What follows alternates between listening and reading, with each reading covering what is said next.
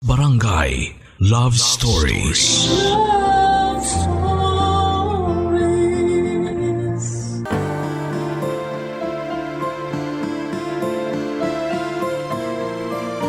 Karamihan sa atin, akala natin ay planado na natin ang ating hinaharap.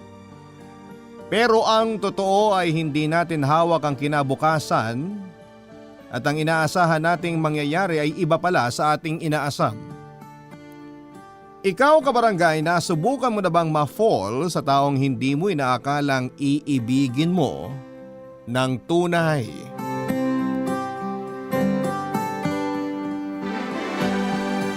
Dear Papa Dudut,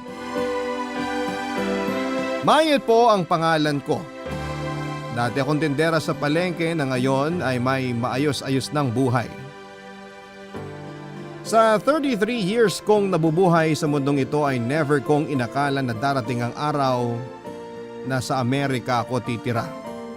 Dati-rate ay sa TV ko lang napapanood kung ano ang itsura ng lugar na yon, pero ngayon ay tinatamasa ko na ang tinatawag na American life. Kung paano po nangyari yon, ito po ang ikukwento ko sa inyo at sa lahat ng mga listeners ng Barangay Love Stories. High school pa lamang ako ay tindera na ako sa palengke. Palagi ko noong sinasamahan ng nanay ko sa pagtitinda bago at pagkatapos kong pumasok sa klase.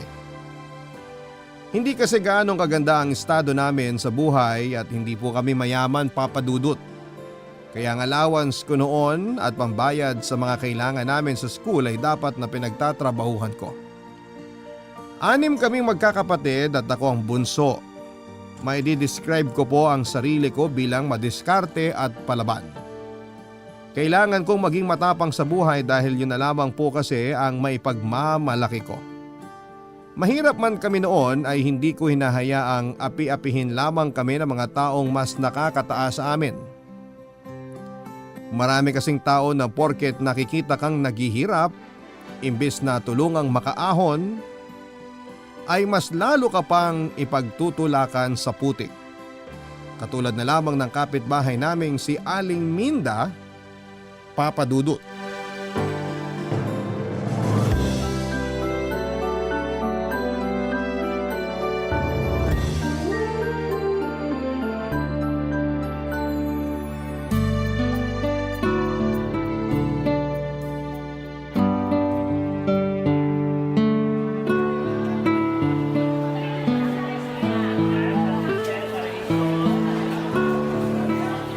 Ate, bili na po kayo ng bangus, oh. Fresh na fresh, mura lang. Aling Minda, naghahanap pa kayo ng isda. Sa amin na kayo bumili, bagong huli lang to mga to. Sigurado ka bang fresh yan? Baka tinda nyo pa yan kahapon, ha? Hindi po, fresh to mga to.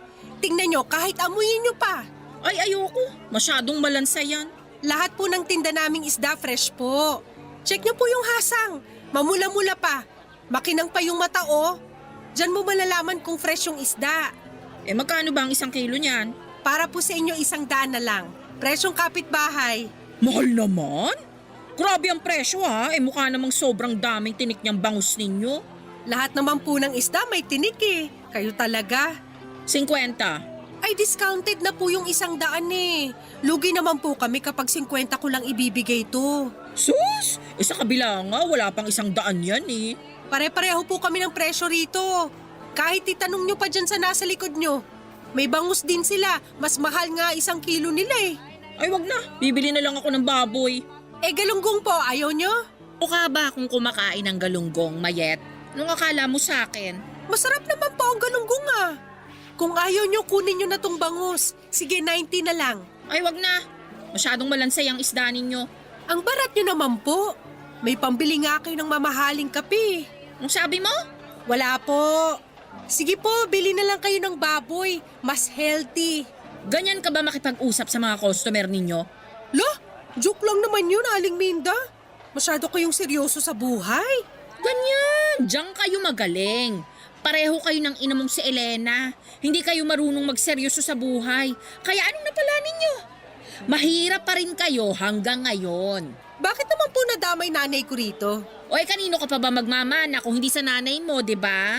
Mawalang galang na po, Aling Minda ha. Pero kung wala rin lang naman po kayo magandang sasabihin at hindi rin naman pala kayo bibili ng paninda namin, umalis na lang kayo. Hindi na nga kayo bibili, insultuhin niyo pa pamilya ko. Ano? Nasaktan ka, di ba? Kasi totoo yung mga sinabi ko. Wala ka kasing pinag-aralan, kaya ganyan ka kumakasagot sa mga mas nakakatanda sa'yo. Walang manners. Palibhasa, pabaya ang mga magulang mo. Wala nang patutunguhan ng buhay mo, iha. Forever ka nang magtitinda ng malansang isda. Grabe naman kayo. Kung may buhos ko po kaya sa inyo tong isang balde ng isda para kayo maging malagsa. Gusto niyo ng respeto? Nek-nek nyo. Ang respeto, ibinibigay sa mga taong karespe-respeto. Hindi kayo yon. Aba, talagang lumalabang ka pambata ka, ha? Nasaan na bang nanay mo? Sabihin mo, bayaran niya yung inutang niya sa akin. Kayo magsabi. Ininsulto niyo na nga ako tapos uutusan niyo pa ako ngayon. Tayong kapitbahay lang, ha? Ate, bangus po! Fresh na fresh! Mura lang ho! Itong paninda namin para lang to sa mga taong afford bumili at hindi buraot. Sige na po ate, bibigyan ko kayo ng discount. Bastos! Nakakausap pa kita eh. Baka alis na nga rito. Panira ng araw. Papa Dudu, totoo naman talaga ang ilan sa mga sinabi ni Aling Minda. Ayaw ko mang aminin pero may katotohanan na mga sinabi niya. Mahirap lamang kami at lubog sa utang at wala rin akong tinapos dahil maaga akong tumigil sa pag-aaral. Pagkatapos ng high school ay mas pinili ko na lamang na magtrabaho. Hindi rin naman kasi ako matalino at lagi akong huli sa klase noon. Kaya naman ipinaubaya ko na lamang sa mga kapatid ko ang opportunity na mag-aral sa kolehiyo. Kaso nga lang sa aming anim, 2 lang ang nakapagtapos ng kolehiyo. Ang isa ay maaga nag-asawa samantalang ang isa naman ay nanatiling tambay dahil hirap makahanap ng trabaho. Grabe ang dinanas naming kahirapan noon, Papa Dudut. Palagi naming kinakain ang pride namin para lamang makapangutang kay Aling Minda na sa barangay namin ay siya lamang ang merong sariling maliit na grocery store. Kahit palagi kaming nagkakasagutan ay wala akong choice, kundi ang humingi ng pabor sa kanya para lamang makakain kami kahit na ang kapalit noon ay puro pangiinsulto. Buong buhay ko araw-araw na pinapaalala sa amin ni Aling Minda kung gaano kami kahirap. Kulang na nga lang ay ipatarpaulin pa niya ang listahan ng utang namin sa kanya. Sa kabila ng lahat ng yon ay never akong nawalan ng pag-asa, Papa Dudut. Sa katunayan, mas nagkaroon pa ako ng motivation para mangarap ng mas matayog. Ipinangako ko noon sa sarili ko na hindi ko hahayaang manatili kami sa ganong klase ng estado. Ipinangako ko na balang araw ay yayaman din ako at idadamay ko rito ang buo kong pamilya.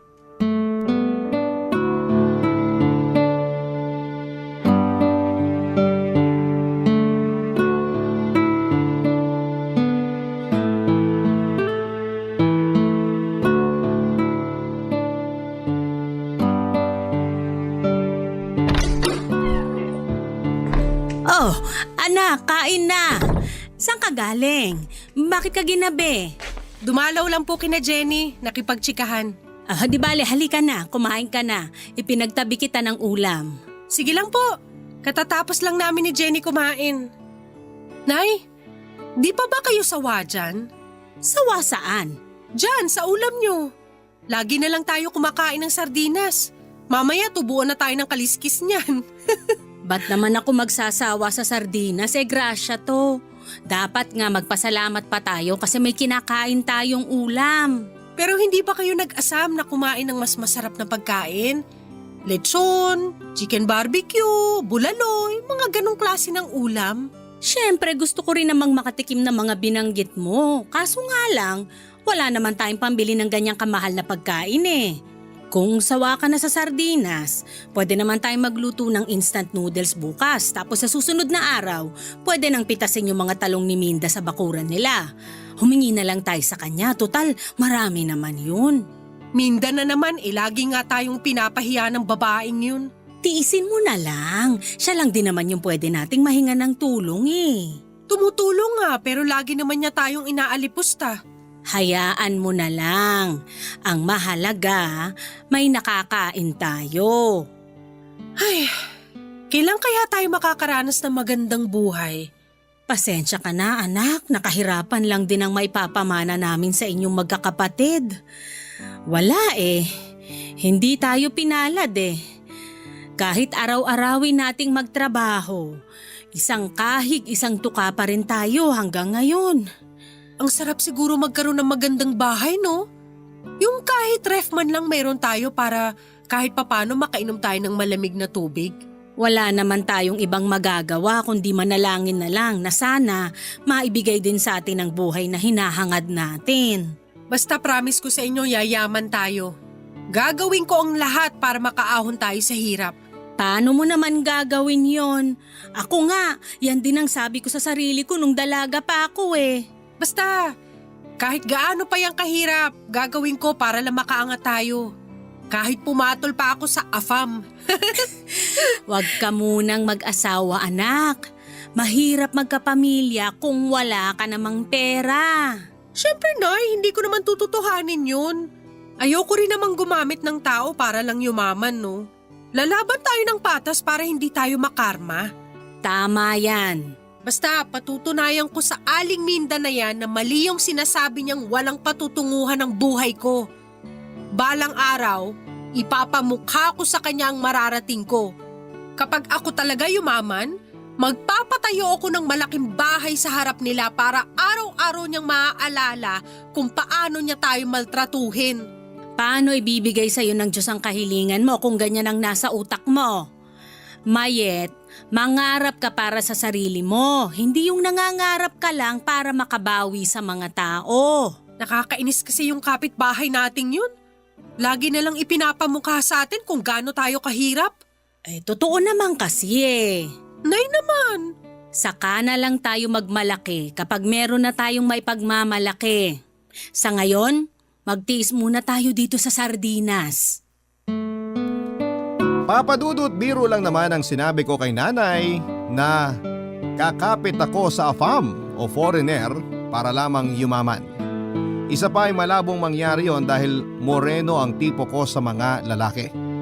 Kailanman ay hindi ako nangarap na makapag-asawa ng Amerikano dahil gusto ko pa rin magkaroon ng asawang Pinoy. Yun nga lang, kahit 30 anyos na ako noon, ay wala pa rin akong planong magkapamilya. Alam ko kasi kung gaano kahirap ang bumuo ng pamilya dahil nakita ko na ito sa mga kapatid ko na hanggang noon ay hikahos pa rin dahil maagang nagsipag-asawa tapos anak pa ng anak. Ito ang dahilan kung bakit ako hiniwalayan ng dati kong boyfriend. Gusto na niya noong magpakasal at magkaroon ng anak pero hindi ako pumayag. Hindi pa ako ready noon papadudot dahil hindi ko pa nakakamit ang pangarap kong yumaman. Hindi naman ako mapapakain ng pagmamahalang, kaya ang ending ay naghiwalay kaming dalawa. Papadudot noon ko lang napatunayan na kahit planuhin pa natin ang future natin kung hindi ito para sa atin ay hindi natin ito makukuha. Dumating ang araw na lahat ng mga sinabi ko sa sarili ko ay kinain ko din pala. Isang AFAM ang biglang dumating sa buhay ko. Barangay Love Stories. Barangay Love Stories. 3 years ago ay nagbakasyon sa lugar namin ang kababata at kaibigan kong si Rick Papadudut. Nakatira na siya ngayon sa California at isa ng American citizen kasama ang buo nitong pamilya. Dati kong classmate sa high school si Rick Papadudut at isa siya sa mga naging manliligaw ko. Kaso nga lang ay hindi ko siya nagustuhan dahil hindi tugma ang personality naming dalawa. Sa kabila nito ay naging matalik na magkaibigan pa rin naman kaming dalawa at pagkatapos naming makagraduate ay nag-migrate na sila sa California at doon na nagstay for good. Noong muli silang bumisita sa Pilipinas ay dinala ni Rick ang kaibigan niyang Amerikano na si Johnson. Hindi ko noon inakala na si Johnson na pala ang magpapabago sa buhay ko, Papadudut. Una ko siyang nakilala noong maimbita ako sa party nila Rick sa kanilang bahay. Dahil pareho kaming wala pang asawa ay kaming dalawa ni Johnson ang naging tampulan ng tukso. Sinakyan ko lamang ang trip nila Papa Dudut. Ang hindi ko alam noong mga oras na yon ay totoo na pala ang mga biruan nila. Totoo na pala na si Johnson ay nagustuhan ang isang katulad ko.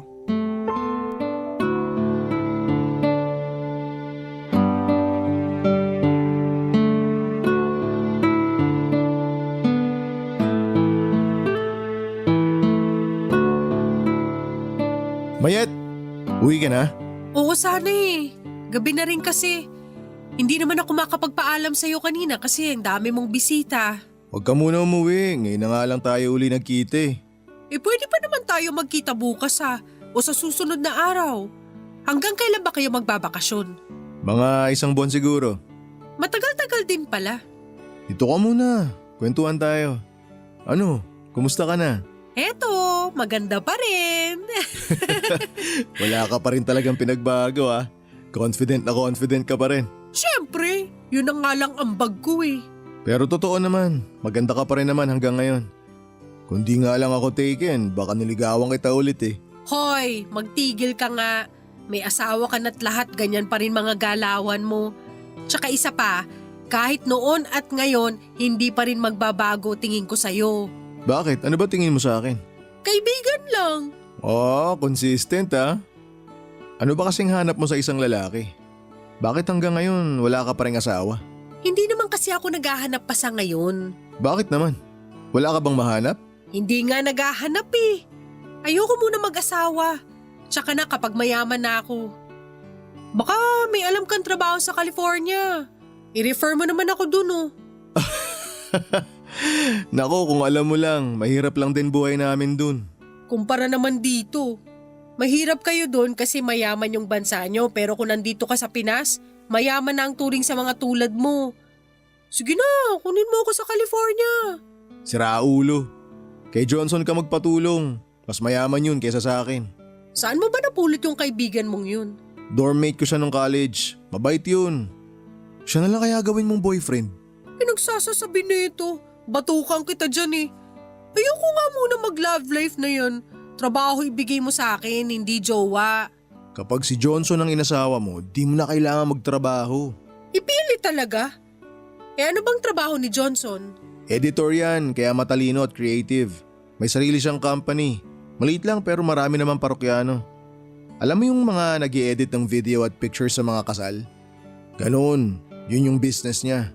Pwede ba mag-apply sa kanya? Mag-apply ka na lang bilang girlfriend. Sure ako tatanggapin ka niya. Isa pa talaga ha. Joke lang, ito naman. Namiss lang kitang asarin. Pero ito may sasabihin ako sa'yong sikreto. Ano? Type ka ni Johnson. Di nga. Oo nga. Tingnan mo mamaya magme-message sa'yo yan sa Facebook. Ano ba yan? Bakit? Di mo ba siya type? Ayoko sa foreigner. Gusto ko purong Pinoy pa rin. Siyempre, makabayan tayo. Try mo lang. Mabait na tao yan si Johnson. Only child yan kaya pinalaki na maayos ng mga magulang niya. Ewan ko sa'yo, Rick. Sige na, uuwi na ako. Bukas na lang tayo magkita. May lakad kami bukas, ipapasyal namin si Johnson. Sama ka? Sige, basta libre mo. Oh sure, walang problema. Ako bahala. Mas matanda ng 7 years si Johnson kesa sa akin, Papa Dudut. Matangkad siya, medyo malaki ang katawan at halatang may kaya dahil hindi sanay sa hirap ng buhay sa Pilipinas. Sa kabila nito ay totoo ngang mabait siya, pusong mamun siya pagdating sa mga hayop at mga matatanda. Hindi rin siya madamot kahit na halos buong barangay na namin ang nagpapalibre sa kanya. Open siya na kilalanin ang kultura ng Pilipinas at yun naman talaga ang nakakabilib sa kanya. Sa halos 1 buwan nilang pananatili sa Pinas, ay isa ako sa mga palaging nakakasama ni Johnson. Parang ako na ang nagsisilbing tour guide nila Rick at Johnson habang namamasyal sila sa iba't ibang parte ng bansa. Noon ay hindi ako open sa pagkakaroon ng foreigner na boyfriend dahil tingin ko sa kanila ay masyado silang high maintenance at baka hindi ko maabot ang standard nila. Pero hindi nagtagal noong mas nakilala ko pa si Johnson ng malalim ay parang nagbukas ang puso ko para sa mga dayuhang tulad nila. Sobrang cute kasi nilang tingnan habang pilit nilang sinusubukang makibagay sa kultura natin. Papadudot maikling panahon ay nakaramdam na rin ako ng pagtingin kay Johnson. Hindi ko nagustuhan ang itsura niya o dahil mayaman siya. Nagustuhan ko siya dahil busilak ang kanyang puso. Masyado siyang caring at gentleman at eto ang dahilan kung bakit niya nabihag ang damdamin ko.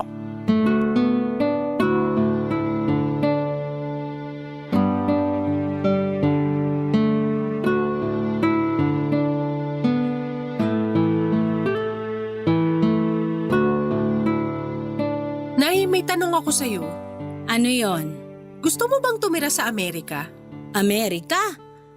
Bakit mo naman naitanong yan? Wala lang. Naisip ko lang na kapag ba nabigyan tayo ng opportunity na lumipat sa ibang bansa tulad ni Rick, igagrab mo ba yun? Sa tingin ko, hindi. Bakit naman hindi? Mas gusto ko rito sa Pilipinas eh. Dito ako pinanganak. Dito rin ako dapat mamatay. Yun lang? Kahit mahirap ang buhay dito, mas gusto mo pa rin magstay dito sa atin? Oo naman. Marami na akong alaala rito eh. Dito na ako nakabuo ng pamilya, ng kaibigan at kung ano-ano pa. Sus!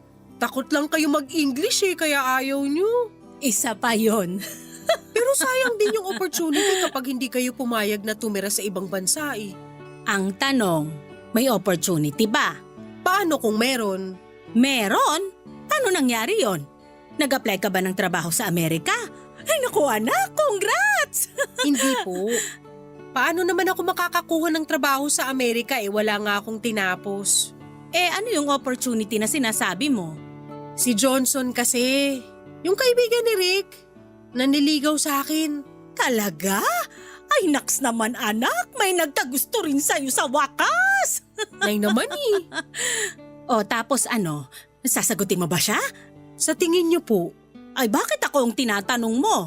Dapat ikaw ang nakakaalam niyan. kung ako lang din naman ang tatanungin, parang gusto ko na siyang sagutin. Oh, ganun naman pala eh. Ay, teka nga lang. Sasagutin mo ba siya dahil gusto mong makapunta sa Amerika? O sasagutin mo siya kasi mahal mo siya? Magkaibang bagay yon, anak. Yun na nga po ang problema eh. Medyo naguguluhan pa yung feelings ko. Alam mo kung ano ang dapat na gawin mo? Ano po? Huwag mong madaliin yang puso mo. Kung hindi ka pa sure, huwag ka munang magdesisyon. Kung ang rason mo lang para makaalis ka sa bansang to, wag. Maniwala ka sa akin, hindi ka magiging masaya kapag ganun ang nangyari.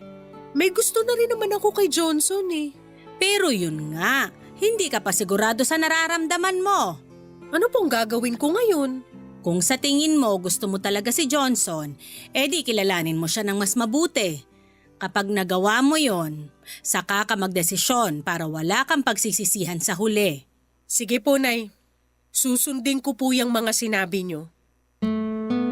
Pagkabalik nila Johnson sa Amerika ay nagpatuloy pa rin ang communication naming dalawa sa pamamagitan ng social media. Tumagal ang pagkakaibigan namin hanggang sa tuluyan na nga pong nahulog ang loob ko sa kanya, Papa Dudut. Alam kong totoo na ang nararamdaman ko noon dahil marinig ko pa lamang ang pangalan ni Johnson ay napapangiti na ako. Para bang siyang nagbigay kulay sa buhay ko. Siya ang araw-araw na nagbibigay ng inspirasyon sa akin. Kaya naman makalipas ang mahabang panahon ay sinagot ko rin ang panliligaw niya. Simula noong maging kami ni Johnson ay ipinakita niya ang pagmamahal niya sa akin sa pamamagitan ng pagbibigay ng mga regalo. Halos buwan-buwan kung magpadala siya noon. Mapabulaklak man yan, mga damit, alahas. Hindi nito nakakaligtaang pasayahin ako sa araw-araw sa pamamagitan ng pagbibigay ng mga material na bagay. After a year, simula nung sagutin ko siya ay muling nagbakasyon si Johnson sa Pilipinas para i-celebrate namin ang anniversary naming dalawa. Nagulat na lamang ako noong bigla siyang nag-propose sa akin. Tinanggap ko ang alok niyang pagpapakasal, Papa Dudut. Akala ko noon ay sasaya na ang buhay ko sa bagong love life na natanggap ko. Yun pala ay doon na magsisimula ang bagong problema matapos akong pagchismisan ng mga tao na di umano ay kumapit daw ako sa AFAM para lamang makaahon sa hirap. Barangay Love Stories. Barangay Love Stories. Papadudot mula sa social media hanggang sa personal ay nakakatanggap ako noon ng panlalait. Isang Facebook page kasi ang nagpost ng wedding pictures namin noon ni Johnson nang walang paalam. Doon na po ako nakatanggap ng iba't ibang klase ng panlalait mula sa mga taong hindi ko naman kilala. May mga nagsasabing ginagamit ko lang daw si Johnson para makaalis mula sa kahirapan at kung ano-ano pa. Marami rin ang pinagtatawanan ng itsura ni Johnson dahil imposible raw na magkagusto ako sa tulad niya na bukod sa malaki na nga ang katawan ay hindi rin kagwapuhan. Pera lang daw ang habol ko sa kanya. Siyempre ay nasaktan ako sa mga pambabash sa amin. Mabuti na lang at hindi ito sineryoso ni Johnson kaya kahit papaano ay nakakuha ako sa kanya ng lakas ng loob para huwag na ring pansinin ang mga hindi magagandang comments sa amin. Ganun pa man ay hindi ko na natiis noon ang pangmamaliit sa amin ng ibang tao lalo na ang mga kakilala ko pa man din. Nangunguna na doon ang kapitbahay naming si Aling Minda. Hindi na ako nakapagtimpi noong pati ang nanay ko ay dinamay na niya sa paninira niya sa amin.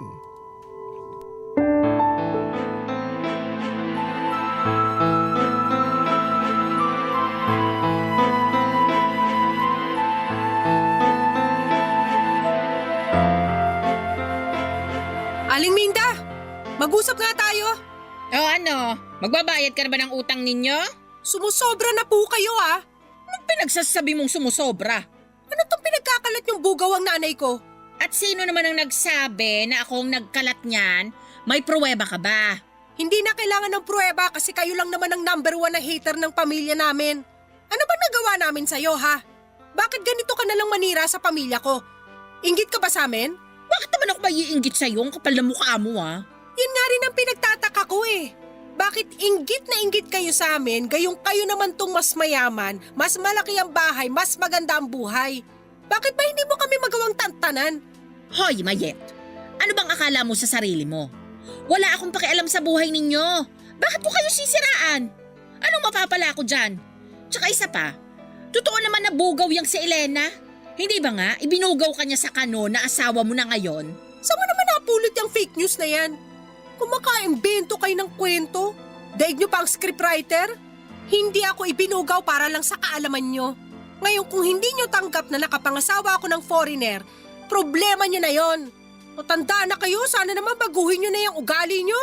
Yabang mong magsalita Ano, mataas ng lipad mo? Porket nakabingwit ka ng kano? Palibhasa, hindi ka makahanap-hanap ng lalaking magmamahal sa'yo, kaya nagtiyaga ka na sa lalaking yon. Kung sa bagay, mga tipo mo naman ang hanap talaga nila. Yung mga exotic, mga mukhang unggoy. Grabe! Ako yung walang pinag-aralan sa ating dalawa. Pero kung umasta kayo, parang kayo yung hindi nag-aral. Yung mga lumalabas dyan sa bunganga nyo, parang hindi pinag-iisipan ng matinong tao. Alam mo, umalis ka na nga lang sa harap ko. Hindi ako pumapatol sa hindi ko ka-level ha. Tsupe! Tandaan mo tong araw na to, Aliminda. Darating din yung time na kayo ang hihingi ng tulong sa amin at kapag dumating yung araw na yon, ipamumuka ko sa inyo lahat ng pinaggagawa nyo sa amin. Mangarap ka na lang ng gising. Hindi mangyayari ang pinagsasabi mo. Tulong? Kahit magunaw pa ang mundo, hinding-hindi ako hihingi ng tulong sa inyo. Pwe! Pasalamat kayo at may natitira pa akong respeto sa inyo. Pero kapag dinamay mo pa ulit ang nanay ko sa trip mo, hindi na lang salita ang matatanggap niyo mula sa akin. Daming kuda! Umalis ka na nga lang. Saka ka na magyabang sa akin kapag bayad na kayo ng utang ninyo. Mga walang utang na loob. Babayaran namin lahat ng naitulong niyo sa amin, huwag po kayo mag-alala. Aba dapat lang. Huthutan mo yung asawa mo para makabayad kayo sa utang ninyo. Mga peste kayo. Che! Mas peste ka! Uy, anak! Bakit ka nakikipag-away dito? Yan kasing magaling nating kapitbahay kung ano-anong pinagsasasabi. Hoy Elena, pagsabihan mo yung anak mo ha. Walang modo. At ako pa Maya, tama na. Halika na, umuwi na lang muna tayo sa bahay. Nakakainis! Sarap pa nabunot ng tao! Hayaan mo na lang siya. Halika na. Sa huli ay hinayaan ko na lamang si Aling Minda at ang iba pang tao na wala nang ibang ginawa kundi ang manira ng kapwa. Ang mahalaga ay masaya na ako sa buhay ko noon at dahil ito kay Johnson. Matapos naming magpakasal ay sinimulan na ang ilakad ng asawa ko ang mga papeles ko para makalipat na sa California. Plano na kasi niya na kunin ako doon para doon na manirahan at bumuo ng pamilya. Mahigit 1 taon din ang hinintay ko, Papa Dudut, bago kami muling nagkasama ni Johnson sa California. Tandang-tanda ko pa ang kabang nararamdaman ko noong ma-interview ako para lamang makakuha ng visa. Doon ko lang napagtanto na sobrang hirap din pala ang lumabas mula sa bansa. Sa kabila ng lahat ng sakripisyo namin ay tuluyan na akong nakaalis ng Pilipinas at tumira sa ibang bansa kasama si Johnson. Sobrang excitement ko noon na magkaroon ng bagong buhay. Yun nga lang, akala ko noon ay tatanggapin ako ng buong buo sa bansang nilipatan ko. Pero doon ako nagkamali, Papa Dudut. Hindi hospitable ang mga kapwa ko Pinoy sa California. Sa katunayan, sila pa ang nangunguna noon sa pangmamata sa akin. Siguro'y nasa dugo na talaga ng mga Pinoy ang maghilahan paibaba. Nakakalungkot lang. Dahil kung sino pa ang kababayan natin na dapat ay kakampi natin, ay sila pa ang tatayong kontrabida sa buhay na gusto nating maasam.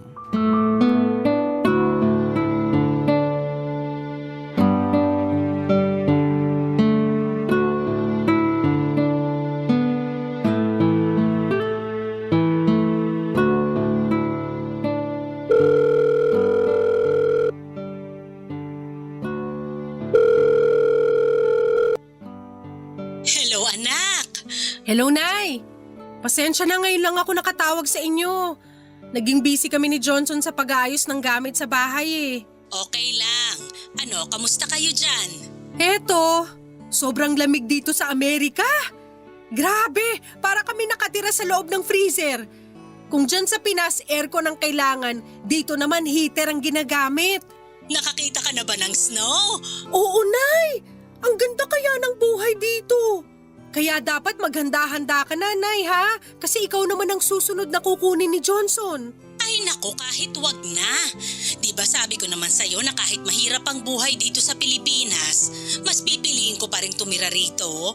Gusto ko lang naman maranasan nyo rin ang nararanasan ko ngayon. Masaya ako rito. Basta ang mahalaga, mabuti ang kalagayan mo dyan. Maayos naman po ako rito. May ilang tao lang na hindi gaano maganda ang pakikitungo sa akin pero sanay na ako dun. Anong hindi maganda ang trato? Alam mo na, yung ibang mga Pilipino na nakakaangat, hindi pa masyadong maganda ang tingin sa akin. Feeling kasi nila mas mataas sila kaysa sa akin. Hayaan mo na lang sila. Ang importante, masaya kayong mag-asawa sa bagong buhay nyo. Siyempre naman, Nay. Lagi kong tinatandaan yung favorite line nyo na hayaan na lang sila. Kapag bad trip ako, yan ang lagi kong sinasabi sa sarili ko. Mabuti naman. Mas mabuti na yung umiiwas ka sa gulo lalo na't hindi mo pagamay ang kalakaran dyan. Ang hirap nga po mag-adjust eh. Ibang-iba ang buhay dito kumpara dyan sa Pinas. Kailangan dapat mabilis ang mga galaw. Bawal ang papetiks-petiks lang. Kamusta naman ang mga biyenan mo dyan? Maayos ba naman ang pakikitungo nila sa'yo? Oo naman po. Sobrang bait ng pamilya ni Johnson. Tinanggap nila ako bilang parte ng pamilya nila. Pero alam nyo, Nay, kahit ilang buwan pa lang ako rito, nakakamiss din pala dyan, no? Bakit? Ano bang namimiss mo rito? Noon nga atat na atat kang makapunta sa California eh. Nakakamiss yung kape sa umaga at mainit na pandesal. Miss ko rin yung mga marites na tambay sa kalsada tuwing hapon. Siyempre, miss na miss ko na rin kayo. Nakaka-homesick din pala pag malayo sa pamilya. Masasanay ka rin dyan. Opo, sinasanay ko na ang sarili ko. Naghahanap na nga ako ng trabaho kaso ayaw ni Johnson eh. Gusto ko sana na kahit nasa malayo ako makatulong ako sa inyo. Anak, wag mo na kaming alalahanin dito. May sarili ka ng pamilya. Yan muna ang priority mo. Bilang may bahay, trabaho mong alagaan ang pamilya mo. Ganon din ako. Trabaho kong alagaan ang pamilya ko rito sa Pilipinas. Kaya wag mo na kaming masyadong isipin. Mag-enjoy ka lang dyan. Basta, kapag nakapag-adjust po ako rito, papadala ako ng pera sa inyo. Tapos magpapadala rin ako ng balikbayan box na puno ng chocolate. Basta wag ka lang makakalimot magdasal, ha? Lahat ng problemang haharapin mo dyan, makakayanan mo sa tulong ng Panginoon. Opo, Nay. Masaya ako, anak, na sa wakas, giginhawa na rin ang buhay mo. Nangako naman po ako sa inyo, di ba? Nayayaman din ako balang araw. Yayaman din tayo. At ito na nga po yun. Papadudot ilang taon ang lumipas ay unti-unti rin akong nasanay sa buhay sa Amerika. Nakapaghanap ako ng sideline noon para makatulong kay Johnson pero hindi rin po ito nagtagal dahil ipinagbuntis ko pa noon ang panganay namin. After maganak ay naging stay at home mom na lamang po ako habang ang asawa ko naman ang naghahanap buhay para sa pamilya namin. Ang panganay namin ay nasundan pa ng 2 at sa kasalukuyan ay dinadala ko naman ang pang-4 naming anak. Masaya ako na agad na ibinigay sa amin ng Diyos ang buhay na matagal ko nang ipinagdarasal. Unti-unti ay natulungan ko si nanay sa Pilipinas na makaahon. Ipinaayos ko ang bahay namin at ngayon ay mas malaki na ito kesa sa bahay nila Aling Minda. Nakapagbigay din ako ng puhunan sa mga kapatid ko para makapagsimula ulit sila sa buhay. Ang balita ko ay patuloy pa rin sa dati niyang gawi si Aling Minda pero wala na kaming pakialam sa kanya. Bayad na kami sa mga utang namin kaya kahit anuman ang sabihin at ipagkalat niya ay hindi na kami naaapektuhan. Papadudot this year ay nakatakda ng lumipad si nanay papunta ng California. Matagal-tagal din bago namin siya napapayag na sumakay ng eroplano. Mabuti na lang at sa huli ay nagbago din ang isip nito dahil sa kagustuhan niyang makita ang mga apo niya. Papadudot, masarap ang mangarap pero mas masarap kapag tinatamasa mo na ang mga pangarap na ito.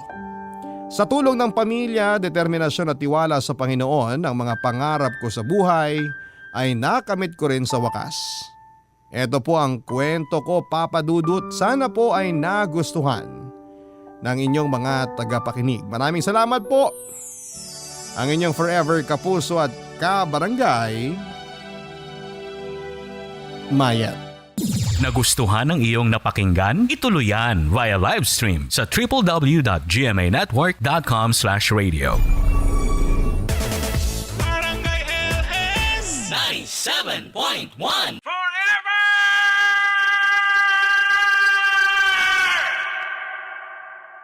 Barangay Love Stories. Love Stories. May mga pangarap tayo sa relasyon na hinihiling natin na balang araw ay mabigyan ng katuparan. Yung mga pangarap na alam nating makapagbibigay ng kasiyahan sa atin. Ikaw, kapuso. Ano ba ang pangarap mo sa relasyon na meron ka ngayon?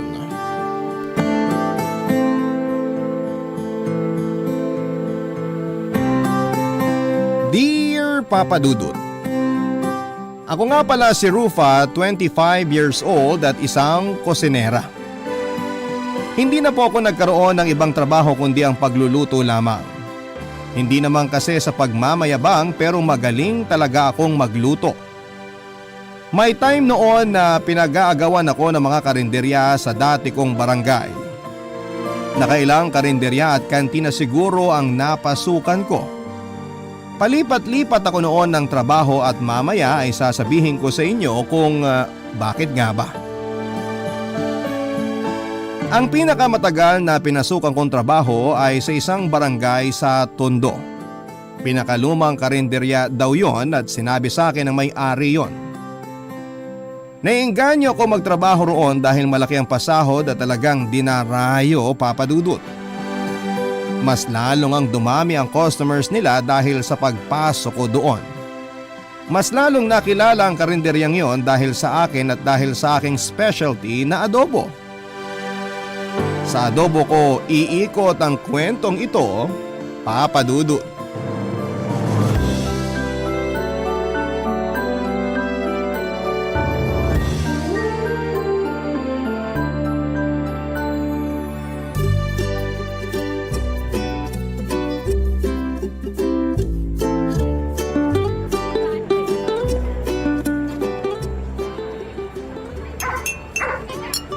Hoy, Matt! Huminga ka naman! Tsaka nguyain mo nga yung kinakain mo. Grabe, Rufa. Ang sarap talaga nitong adobo mo. Huminga ka nga sabi. Uminom ka ng tubig. Baka mamaya mabilaukan ka sa karne.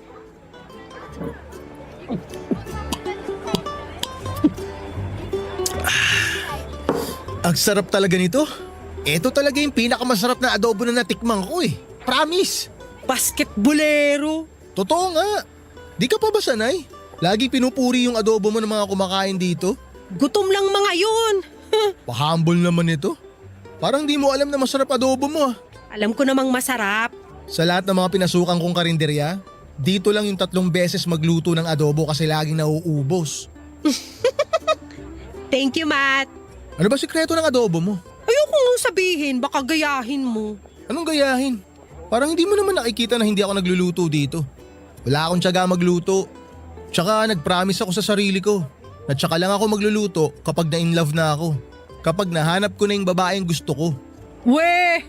Wewe ka pa dyan. Dali na kasi. May secret ingredient ka bang nilalagay sa adobo mo? Wala naman. Eh bakit pikit mata sa sarap to? Gusto mo talagang malaman kung anong sikreto? O sige. Pagmamahal. Wow, napaka-showbiz ng sagot. Nakakaasar. Totoo nga. Pare-parehas lang naman ang sangkap ng adobo. Kung meron mang idadagdag, hindi pa rin yun mangingibabaw sa totoong lasa. O sige, kunwari naniniwala ako. Bakit pagmamahal? Wag na nga lang. Hindi ka naman naniniwala eh. Joke lang, to naman. Bakit nga pagmamahal? Kasi gusto kong maramdaman nung kakain ng adobo ko yung pagmamahal ko. Hoy, hinaliwan mo ba ng gayuma tong adobo mo? Hindi! Ay, ganito kasi yon.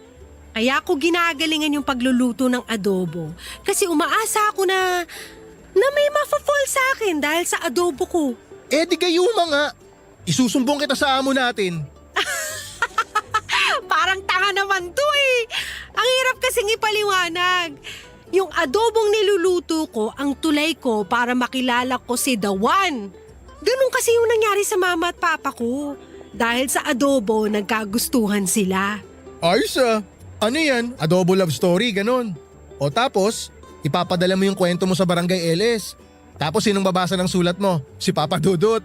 Ito naman parang sira ka usap eh.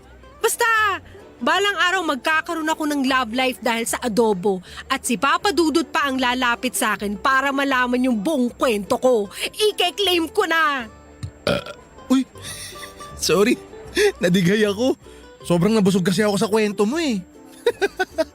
Pero okay lang yan, Rufa. Hindi naman masamang mangarap eh.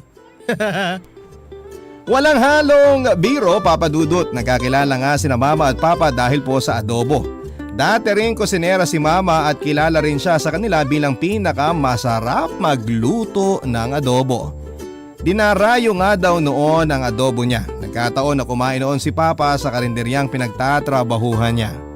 Nasarapan si Papa sa nilutong adobo ni Mama at halos naubos na raw niya yung isang kalderong kanin dahil sa sobrang sarap. Kinilig pa nga raw si Mama dahil panay daw ang puri ni Papa sa kanya habang sumusubo. Mula noon ay araw-araw nang bumabalik si Papa para matikman ang adobo ni Mama. Yon at yun lang daw ang kinakain ni Papa, hindi raw nagsawa si Papa. Naging silang dalawa hanggang sa pinagbuntis na ako ni Mama. Mula pagkabata, wala silang ibang kinuwento sa akin kundi ang love story nilang dalawa. Naniniwala sila noon na pinagbuklod sila ng tadhana dahil sa adobo ni Mama. Kaya hanggang sa kabilang buhay sila pa rin ang magkasama. Papa Dudut, ang love story ng magulang ko ang dahilan kung bakit naniniwala ko sa ideya na makikilala ko rin ang the one ko dahil sa adobo. Gusto ko noon na magkaroon ng sequel ang love story nila sa love story ko. Kaya naman nagsumikap akong aralin ang adobo ni mama. Noong na-perfect ko na yon ay pumasok na ako bilang kusinera sa mga karinderya. Pag nabibigo akong hanapin ang the one ko sa isang karinderya, agad po akong aalis noon at lilipat sa iba. Kaya hindi rin talaga ako nagtatagal sa mga karinderya at ibang eatery dahil nga sa hindi ko natagpuan doon ang the one ko.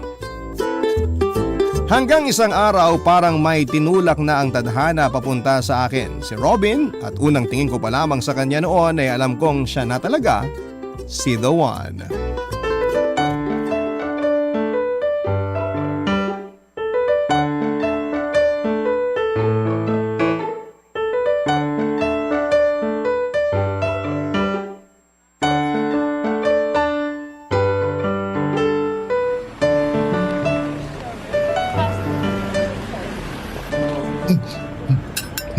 Extra rice pa, sir? Paano mo nalaman? Hula ko lang naman. Umorder ka kasi ulit ng adobo eh. Sobrang sarap kasi ng adobo nyo. Nakakahiya naman. Nakatatlong order na pala ako. Nakakatuwa nga eh. Magana pala kayong kumain. Pihikan ako sa pagkain. Ngayon lang ako napakain ng ganito. Kakaiba kasi talaga tong adobo nyo. Kakaiba talaga yan, sir. May halong pagmamahal eh. Naku, ganyan din yung linya ni mama kapag sinasabi naming masarap yung adobo niya. Talaga, sir? Masarap din na adobo ng mama mo? Atin-atin lang ha. Baka marinig ako ni mama. Ito pa rin adobo nyo mas masarap. Lo? Tinraidor niyo mama niyo, sir? Hayaan mo siya. Masaya na siya sa langit. Wala na siyang time na bantayan pa ako kasi magkasama na sila ni Papa Ron. Parehas pala tayo, sir. Ulila na rin ako. Ay, sorry. Napalungkot ba kita? Hindi naman po masyado. Teka, babawi ako. May pick-up line ako para sa'yo. Sige, ano yun? Sana hindi ka maging adobo. Bakit? Para wala kang toyo. Boom! Ay, sorry na pala kasi tawa ko. Ako rin. Napalakas yung kabog ng dibdib ko nung nakita tarinig ko yung tawa mo. Lo, nakakainis naman. Para kang si Papa. Papa? Papa, kasalang ko. Sorry, napalakas yung tawa ko. Pero seryoso, naalala ko Papa ko sa'yo. Teka, pick-up line pa rin ba yan? Seryoso nga. Sabi ko, di ba? Oo, seryoso. Seryoso ako sa'yo. Boom! Kainis. Pero ayan nga, para ka talagang si Papa. Ang galing magpatawa. Kaya na-inlove si Mama sa kanya eh. O baka may love ka rin sa akin ha? Uy, filingero mo naman doon ang very light, sir. Joke lang, to naman. Baka ikaw yung ma-inlove sa akin. Naku, filingera ka rin. Baka mas may love pa ako sa nagluto ng adobo na to. Sige, sabihin ko sa kanya. Ano bang pangalan niya? Rufa, Asan siya? kaharap mo na. Huh? Ikaw ang nagluto ng adobo na to? Ikaw, anong pangalan mo? Iyo. Hi, Iyo. Yung iyo ko. Nakakaloka. Robin nga pala. Isang construction worker si Robin at malapit lang sa karinderya namin yung trabaho niya. Kaya napapadalas ang kain niya sa amin, Papa Dudut. Doon na tuloy kami nagkakilala. Nalaman ko na wala siyang girlfriend at isang beses pa lamang siyang nagkaroon ng karelasyon. Hindi na ulit siya nag-try manligaw dahil na-trauma raw siya. Naaawa ko sa kanya noong kinuwento niya yung buong nangyari. May halo rin kaba noon sa akin dahil paano kung hindi niya ako mahalin dahil takot pa rin siya. Na-pressure ako, Papa Dudut, baka hindi maging kami ni Robin dahil sa hindi magandang experience niya sa relasyon. Wala pa naman akong kaalam-alam sa mga relasyon dahil never naman akong nagkaroon ng boyfriend. Gusto ko kasi noon kung sino ang unang boyfriend ko siya na rin ang last, parang sila Mama at Papa. Una at huli nila ang isa't isa. Kaya naman ginalingan ko ang pagluluto ng adobo at kumapit ako noon sa adobo para makuha ang puso ni Robin. Dinalasan ko pa nga ang pagluluto ng adobo para mas mapadaling ma-inlove sa akin si Robin. Barangay Love Stories. Barangay Love Stories. Nalaman ko na rin kung saan siya nakatira. Kaya sa mga araw na hindi siya nakakadaan sa karinderya, ako na mismo ang naghahatid ng kanin at adobo sa kanya. Ini-effortan ko talaga si Robin dahil gusto ko noon na siya na yung makasama ko forever. Na-feel ko naman na nagkakagusto na rin si Robin sa akin. Nagre-reply na nga siya sa mga text ko at nagsisend na rin siya ng mga selfie kapag nasa work siya noon. Kulang na lang talaga kami ng label noon. Hindi ko naman siya minamadali dahil ayoko siyang ma-pressure. Baka kasi layuan niya ako. In-enjoy ko na lamang yung panliligaw ko sa kanya, Papa Dudut, at marami ako naging effort sa kanya na minsan o madalas nakakasira na sa akin. Nahalata yon ng katrabaho kong si Matt.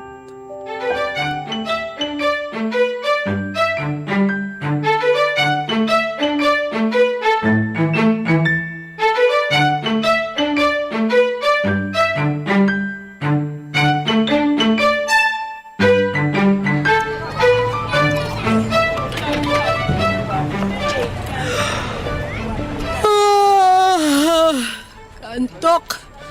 16. May order sa table 16? Buang, wala tayong table 16. 16 kasi 16 times ka nang humihikab. Bakit mo naman kasi kailangan bilangin? Puyat ka ba? Umaga ka na naman nakauwi kahapon ah.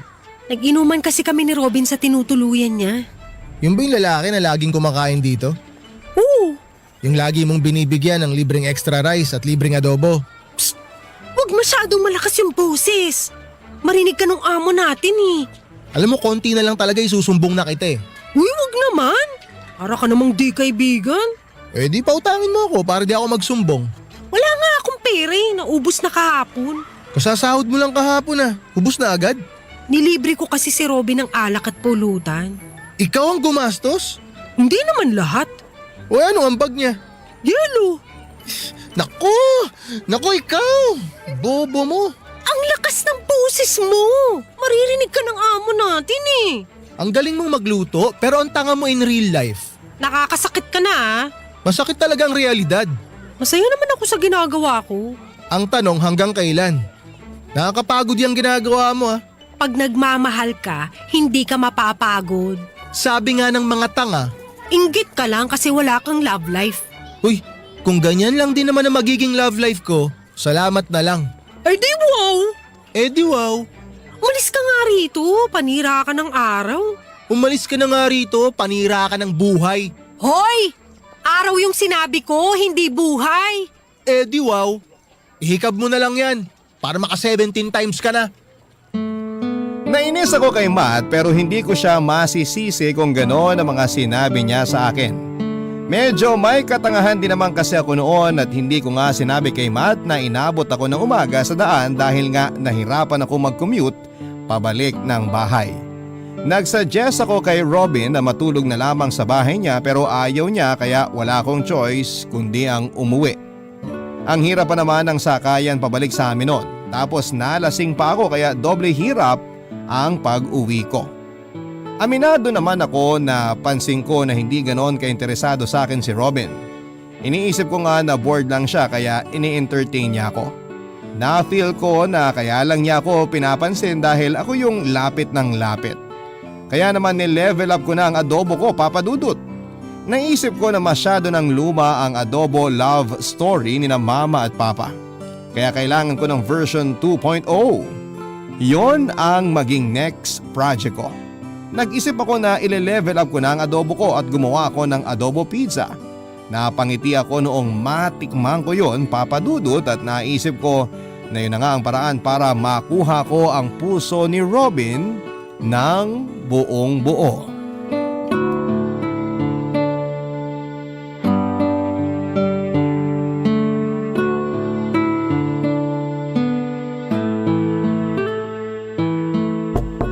Robin?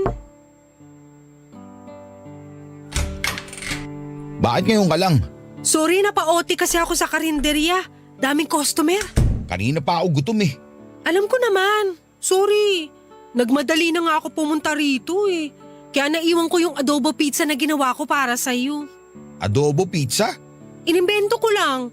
Baka kasi nananawa ka na sa adobo ko eh. Ha? Adobo rin naman yung pizza mo. At least nag-level up.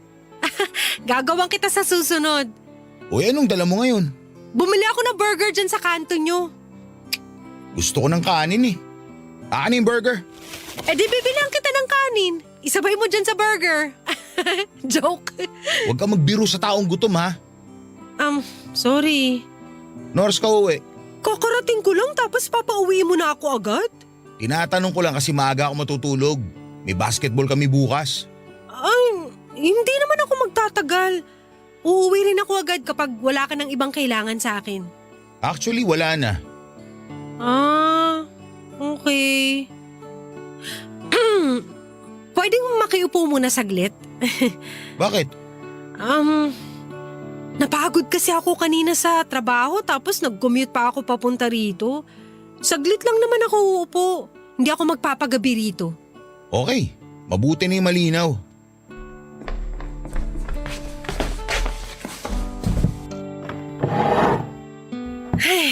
Salamat. Kain ka na.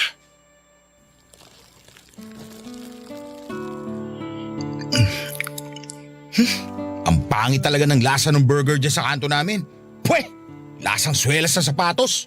Sorry, hindi ko alam na hindi mo trip yung burger nila ron. Kung bakit naman kasi kinalimutan mo yung pinagyayabang mong adobo pizza eh. Babawi ako sa susunod. Pasensya na. Next time ayusin mo ha. Oo, promise. Robin, Ano yun? pwede ka sa Sunday? Death anniversary kasi ni na mama at papa eh. Baka pwede mo ko samahan sa puntod nila. Bakit ako? Para mapakilala na kita sa kanila. Bakit? Ano ba kita? Di naman tayo ah. Yun nga eh. Ano nga ba tayo, Robin? Ha? Ang tagal na nating nagkakamabutihan pero hindi pa rin klaro sa akin kung ano tayo. Masaya tayo. Masaya naman tayo sa ganito, di ba? Pero mas magiging masaya kapag klaro sa akin kung ano tayo. Kailan ba tayo magkakaroon ng label? Kasi wala akong may sagot sa mga nagtatanong sa akin eh. Ay nako, hayaan mo yung mga tao na yan. Ang importante, masaya tayo. Ang unfair naman. Ginawa ko naman lahat para sa'yo ah. Bakit label lang hindi mo maibigay sa akin? Hindi naman nakakabigat yun ah. Pareho tayong single. Kaya bakit hindi pwede? Kasalanan to ng ex ko eh. Masyado akong natroma sa ginawa niya. Kaya natatakot akong mailove ulit. Kaya natatakot akong sumubok ulit. Alam mo Rufa, kung napapagod ka sa akin, pwede ka nang tumigil. Gusto kita pero natatakot pa ako. Baka kasi gawin mo rin sa akin yung ginawa ng ex ko. Sorry, ang insensitive ko. Hindi ko man lang naisip na may trauma ka pa pala. Hindi kasi ganun kadali yung hinihiling mo eh. Durog na durog ako. Natroma ako. Ano bang mahirap intindihin dun? Kaya nga sorry eh. Hindi na mauulit. Hindi ko na nga inulit na tanungin si Robin tungkol sa label namin, Papa Dudut. Nakonsensya ako noong nasaktan siya habang inaalala ang nakaraan nila ng ex niya. Nag-promise na lamang ako sa sarili ko na tutulungan ko siyang mag-heal. Naisip ko na ako rin naman yung makikinabang noon kapag nakarecover na siya sa ex niya. Ang sabi ko noon sa sarili ko ay konting panahon pa at mamahalin na rin ako ni Robin. Yun lang naman ang goal ko noon. At madali na lamang yung makuha oras na mawala yung trauma ni Robin sa ex niya. Tama naman noon si Robin, ang importante ay masaya kaming dalawa. Yung iba nga dyan may label pero lagi namang nag-aaway. Yun lang ang tinato ko sa utak ko noon. Masaya naman ako, Papa Dudut, kapag kasama ko siya pero sa kalagitnaan ay bigla na lamang akong malulungkot dahil parang walang ibang pinupuntahan ng ugnayan namin.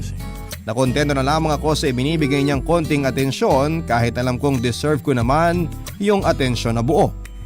Noong dumalaw nga ako sa puntod ng mga magulang ko ay hindi ko napigilang umiyak at natanong ko tuloy bakit ang dali lang para kina mama at papa na maging masaya pero ako ay hindi. Barangay Love Stories. Barangay Love Stories. Noon ay lagi niya akong tinatawagan. Kung dati isang beses o dalawa lamang sa isang linggo, kung magkita kami ay naging 3 beses na. Kaya natuwa ako sa improvement ng ugnayan namin. Sa susunod naisip ko baka payagan na rin niya akong matulog sa tinutuluyan niya. Noong birthday niya ay nag-request siya sa akin na gumawa ng adobo pizza at syempre sinunod ko yung gusto niya. Pinapunta niya ako sa bahay niya at nag-ayos ako noon, Papa Dudut. Nangutang pa nga ako ng ipinangbili ko ng sinuot ko. Nag-makeup din ako kahit kating-katina yung mukha ko dahil hindi naman ako sanay sa kolorete. Noong nakarating na ako sa bahay niya, agad niya akong pinagbuksan ng pintuan. Yun na ang naging simula ng pagbabago ng buhay ko.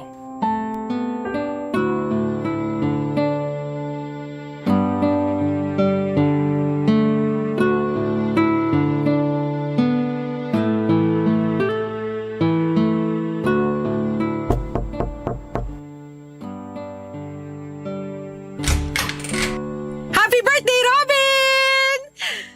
Nakaayos ka ata. Birthday mo eh! Yun nga eh. Ako yung may birthday pero ikaw yung nakaayos. Naisip ko lang kasing paghandaan tong espesyal na araw mo. Yan na ba yung adobo pizza na ginawa mo? Oo! Masarap to! Hawakan mo, mainit-init pa. Oh, Salamat. Kailangan pa ba ng hot sauce para rito? hindi na! Okay, good. Pasok ka. May papakilala ako sa'yo. Friends mo? Hindi. Kamag-anak? Hindi rin. Sino? Robin, saan pala isasabit yung… Uy, may bisita ka pala. LJ, may papakilala ako sa'yo. Sino siya? Hi. LJ, Rufa. Rufa, LJ. Hi. Hi. Si Rufa yung ino-orderan ko ng adobo. Oh, ikaw yun? Alam mo ba na yung adobo mo ang pinakamasarap na natikman ko? Dahil nga sa adobo mo na-inlove ako kay Robin.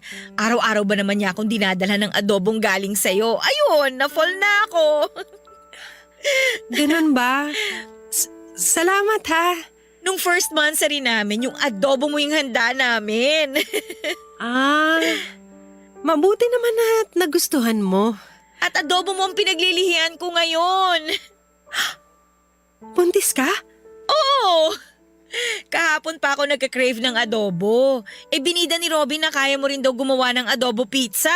Ayun, naglaway na ako. Baka paglabas ng baby namin, kulay adobo na. Rufa, magkano lahat? Wag na! Regalo ko na lang. Regalo ko na lang sa magiging baby nyo. Uy, babayaran ka namin. Gumastos ka dyan eh. Hindi na. Tsaka, birthday naman ni Robin. Nakarami na rin naman siya ng order sa akin dati. Libre ko na yan. Ganun ba? O sige, ganito na lang. Lagi na lang akong o-order ng adobo sa'yo. Ibibida ko rin sa mga katrabaho ko para dumami yung mga customer mo. Salamat. Kunin mo na lang kay Robin yung number ko. Salamat Rufa ha. Salamat sa lahat. Pagkasara ni Robin ang pintuan ay agad akong tumakbo palayo, Papa Dudut. Nanginig ang mga tuhod ko habang naglalakad papunta sa paradahan. Iyak ako noon ng iyak sa loob ng jeep at hindi ko pinansin ang mga taong nakatingin sa akin. Nasaktan ako Nadurog ako sa mga nangyari, Papa Dudut. Ilang beses kong tinanong sa sarili ko kung bakit ako nagsettle kay Robin. Tinext ko siya, tumingi ako ng sagot sa ginawa niya sa akin at ang tanging sinabi lang niya, Papa Dudut, kay LJ daw siya tinamaan ng ganon. Kay LJ lang daw niya na feel na ready na siyang mag-commit. Doon ako mas lalong nasaktan. Bakit hindi sa akin? Nawalan ako ng gana sa buhay, naapektuhan ng trabaho ko noon at marami ang nakapansin na pumait na ang adobong luto ko. Sinabi ng boss ko na baka napapasobra daw sa toyo. Kung alam lang niya na dahil yon sa pagiging broken-hearted ko. Lagi na lang ako nakatulala sa trabaho at napansin yun ni Matt, Papa Dudut. Nilapitan niya ako para kumustahin at alam kong mapang-asar si Matt at alam ko noon na gigisahin at sisisihin niya lamang ako sa mga nangyari Pero hindi yon ang ginawa niya, Papa Dudut.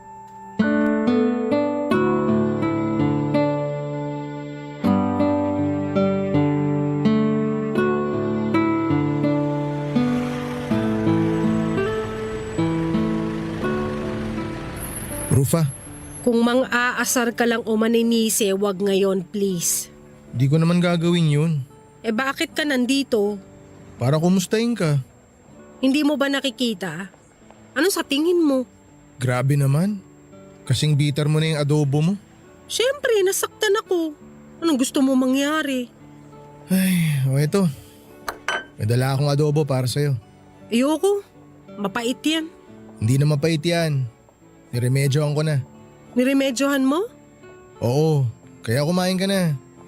Di ka pa kumakain mula kanina eh. Dalian mo bago dumagsa yung mga customer natin, malipasan ka pa. Hindi ako gutom. Kailangan mong kumain para magkaroon ka ng lakas na maka-move on. Alam mo ang corny nung sinabi mo, pero sige. Tatawa na lang din ako para hindi ka mapahiya. Natawa ka naman talaga eh. Di masamang umamin. Umamin ka nga ng feelings mo sa maling tao eh. Di ba dapat ako yung humuhugot, hindi ikaw? Ako yung broken eh. Pero seryoso, kumain ka na. Masarap ba tong adobo na niremedyohan mo? Siguro. Tikman ko ah. Uy!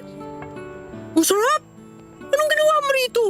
Eh kasi pumapait na yung luto mong adobo. Eh kesa mapagalitan ka naman ng amo natin, sinubukan ko na lang ayusin. Inisip ko lang yung adobo ng nanay ko habang nireremedyohan ko yan. Pero pasensya ka na kung hindi katulad nung niremedyo kong adobo yung adobo mo. Uy, grabe naman. Ang sarap nga nito eh. Alam mo, ngayon lang may gumawa ng adobo para sa akin. Kung tutusin, ikaw pa rin naman nagluto niyan. Inayos ko lang. Ganun na rin yun. Thank you ah. Sinalba mo yung adobo ko. Thank you rin sa pagsalba sa akin. Marunong ka pala magluto? Oo naman, marunong ako magluto. Hindi lang ako mahilig. Naturuan din naman ako ng nanay ko na magluto noon. Magaling din magluto yung nanay ko, parang ikaw. Talaga? Paborito niya na ipinagluluto yung tatay ko. Pag nagluluto si nanay noon, nasa tabi niya lang si tatay lagi. Wala namang naitutulong si tatay kay nanay kasi di naman siya marunong magluto. Nandun lang siya, taga-suporta, taga-cheer kay nanay kapag masarap yung timpla ng luto niya. Ang cute naman. Cute no? Gusto ko rin ng ganong relasyon. Alam mo, wag kang masyadong umasa na magagaya yung love story mo sa love story na magulang mo. Tignan mo yung nangyari sa akin. Nga. Sa bagay, may kanya-kanya naman kasi tayong love story na bubuuin. Uy, dati hindi kita makausap tungkol sa ganito ah. Diring-diri ka pa pag ito ang topic. Tapos ngayon? O sige, mang-asar ka pa. Ikaw na nga itong pinaghanda ng pagkain tapos… Uy! Bigla akong naalala. Diba sabi mo, tsaka ka lang magluluto kapag mahal mo yung babae? Uy! Mahal mo ba ako? Uy, hindi ah. O baka crush mo na ako? Oy, umaming ka na. Crush ka dyan. Ano nga aminin ko? Wala akong aaminin no. Magsama na lang kayo ng Robin mo. Oy, nagsiselos kay Robin. Hindi no? Ewan ko sa'yo. Ubusin mo na nga yung adobo bago pa maubos pasensya ko sa'yo. Uy, di ba sabi, love is patient daw? Maging pasensyoso ka naman sa akin. Love you. Bahala ka dyan. Tawagin mo na lang ako kung may kailangan ka pa. Doon lang ako sa kusina. Sige na, kumain ka na. Hindi ko na nga pinapangarap na magkaroon ng love story na eksakto sa magulang ko. Sa kanila yun eh, iba naman yung para sa akin. May kanya-kanyang love story na hinanda ang Diyos para sa atin. Niluto na niya yon bago pa man tayo matutong ma-in love at ihahain na lamang yon kapag ready na tayo. Pakiramdam ko noon, Papa Dudut, ganun yung nangyari sa akin. Unti-unti ay tinutulungan ako makabangon ang sarili ko at wala pang isang taon ay nakausad na ako. Hindi naging maganda yung kinalabasan ng unang heartbreak ko, pero hindi yun naging dahilan para tumigil na ako magmahal. Umamin na rin si Matt na gusto niya ako. Doon na nga nagsimulang maluto ang love story ko. Napailing na lamang ako dahil ang tagal-tagal na hinahanap ko sa maling tao yung love story na kailangan ko. Samantalang nasa harapan ko lang pala yung taong matagal nang para sa akin. Sa ngayon po, Papa Dudod, ay maglilimang taon na ang relasyon namin ni Matt at meron na kaming isang anak. Hindi na nga ako makapaghintay na lumaki ang anak namin para makwento ko kung paano kami nagsimula ng tatay niya. Gusto kong ikwento sa kanya na naging malubakang daanan namin patungo sa isa't isa. Pero kahit na ganun pa man ang nangyari, ang importante ay nagtagpo pa rin kaming dalawa. Marami pong salamat sa pagbasa ng aking kwento. Ang inyong kapuso at kabarangay forever, Rufa. Barangay Love Stories. Love stories.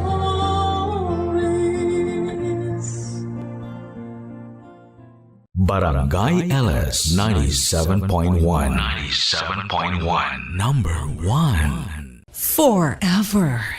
Barangay Love Stories. Love stories. Sa panahon ngayon, mas minadali na ang bawat transaksyon dahil sa internet. Isang pindot lang ay mabilis nang dumarating sa ating pinto ang bawat pangangailangan natin. Marami ang umaasa na tulad nito ay sana'y ganun lang din kadali ang makahanap ng love life. Ikaw, kapuso, may napala ka na ba sa kaka-online shopping? Dear Papa Dudut, hello po sa inyo. Ako po si Almira, 27 years old at may sekreto po akong sasabihin sa inyo. Isa po ako sa mga naa-addict ngayon sa online shopping. Opo, tama po ang narinig ninyo. Halos lahat na ng kailangan ko sa buhay ay ino-order ko na online. Kaliwat kanan ang pag-a-add to cart at pag-checkout ko sa mga bagay na minsan ay kailangan at minsan ay mga gamit na nabubudol akong bilhin. Sobrang convenient po kasi nito dahil hindi mo na kailangang lumabas at makipila pa para lamang bumili ng gamit. Papa Dudut, hindi ko inakala na sa pag-add to cart ko lang din pala mahahanap ang mailap na love life na matagal ko nang hinihintay. Bago ko po simulan ang kwento ko sa inyo ay babahagi ko muna ang buhay ko. Mag-isa akong nakatira ngayon sa isang apartment sa Mandaluyong, Papa Dudut. 20 years old pa lamang ako noon ay bumukod na ako sa pamilya ko. Hindi kasi naging maganda ang tahanang kinalakhan ko, Papa Dudut.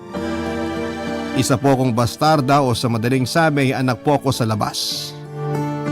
10 years old lamang ako noong makulong ang nanay ko matapos mag-amok dahil lulong sa droga. At dahil wala nang ibang mag-aalaga sa akin ay kinupkup ako ng tatay ko at dinala sa bubong kasama ang totoo nitong pamilya.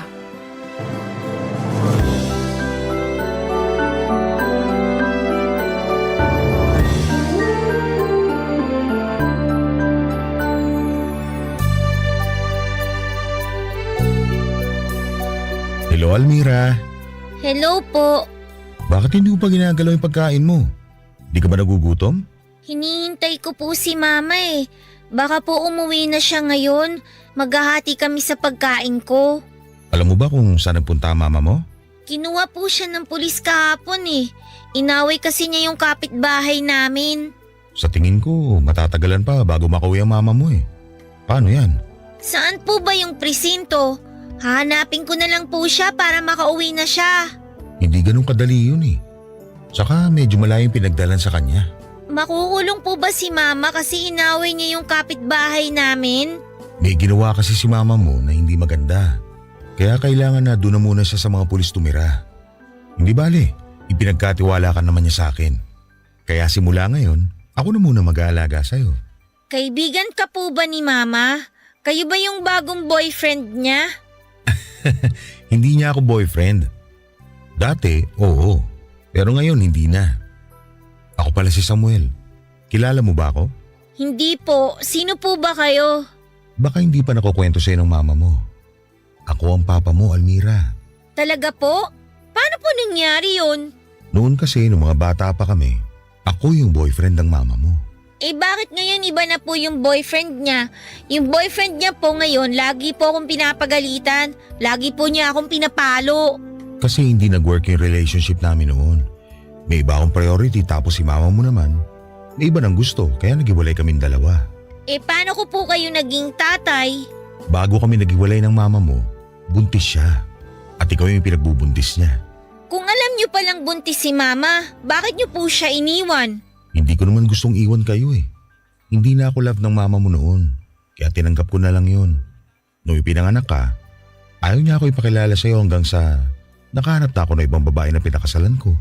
May pamilya na po ba kayo? Meron na. May 3 kang kapatid. 2 babae at saka 1 lalaki.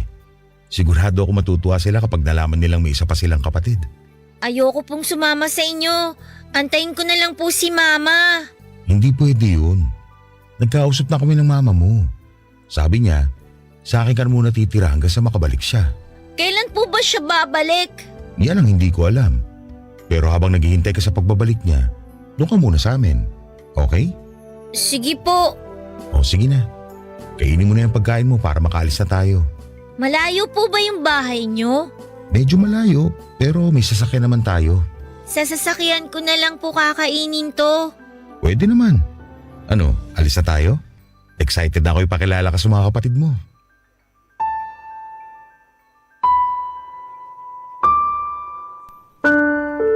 Papa Dudut, hindi na po bumalik si Mama simula ng araw na yon. Doon na po ako tumira sa pamilya ni Papa kasama ang bago kong pamilya. Kumpara sa dati naming bahay na pinagtagpi-tagping plywood at yero ay maganda at maayos ang bahay nila Papa. Akala ko noon ay gaganda na ang buhay ko simula noong lumipat ako kina Papa, yun pala ay mas lalala pa ang naging buhay ko sa kanila. Sa katunayan ay parang kahawig nga ng buhay ni Cinderella ang naging buhay ko, Papa Dudut. Meron po akong 2 evil stepsister at 1 evil stepbrother na sinamahan pa ng 1 evil stepmother. Sa kanilang lahat ay si Papa lang ang masaya sa pagiging parte ko ng pamilya nila. The rest ay itinuring na akong sampid na parang peste sa kanilang pamamahay. Tuwing nasa trabaho si Papa ay ginagawa akong katulong ng stepmom ko. Ako ang naglalaba ng mga damit nila, ako ang nagluluto ng pagkain nila at tagahugas at tagalinis ng buong bahay. At puro ako lamang yon, Papa Dudut. Okay lang naman sa akin dapat yon dahil nasanay na akong magbanat ng buto kahit bata pa lamang ako dahil wala rin namang kwenta ang mama ko noon. Ako na ang bumubuhay sa sarili ko kaya sanay na ako sa mabibigat na mga gawain. Ang hindi ko lang kinaya ay ang panlalait nila sa akin. Inaalila nila ako at itinuturing na mababa pa sa pinakabababang uri ng insekto. Lahat ng yon ay sinolo ko na lamang habang tumatanda ako. Alam ko naman kasi kung saan ako lulugar, Papa Dudut. Anak lamang ako sa labas at wala akong karapatang magreklamo dahil nakikitira lamang ako sa kanila. Ayoko na sa aking magsimula ang gulo dahil mabait ang tatay ko at ayokong sirain ang pamilya niya. Kaya naman sa pagtanda ko ay sinanay ko na ang sarili ko sa pang-aalipusta sa akin ng step family ko, Papa Dudut.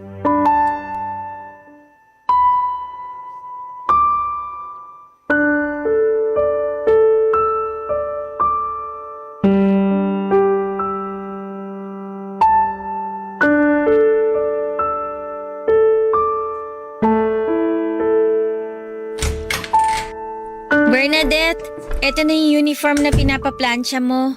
Ang tagal mo! Kanina ko pa yan hinihintay. Late na ako sa klase ko eh. Sorry ha, pinagsaing pa kasi ako ng mama mo eh. Ano? Hindi ka pa nakapagsaing? Huwag mong sabihin hindi ka pa nakapagluto ng breakfast. Meron na, nakapaghanda na ako. Kumakain na nga sila sa baba eh. Ikaw nagiging batugan ka na ah. Dapat automatic na yung pagpaplansya mo ng mga damit namin. Pagising namin, dapat may nakahanda ng pagkain. Hindi yung kailangan ka pa naming utusan. Tagal-tagal mo nung nakatira dito, hindi mo pa rin alam ang ginagawa mo. Araw-araw ko namang ginagawa yan. Ngayon lang na hindi ko nagawa kagad kasi tinanghali ako ng gising. Kasi naman, feeling anak ka na ngayon. Porke mabait sa'yo si Papa, nagbubuhay prinsesa ka na? Tandaan mo, anak ka lang sa labas. Kailangan mong pagtrabahuhan lahat ng pinapakain namin sa'yo. Alam ko naman yun. Simula nung unang tapa ko pa lang sa pamamahay na to, alam kong hindi na ako tanggap sa pamilyang to. Hindi mo ako gusto na nandito ako.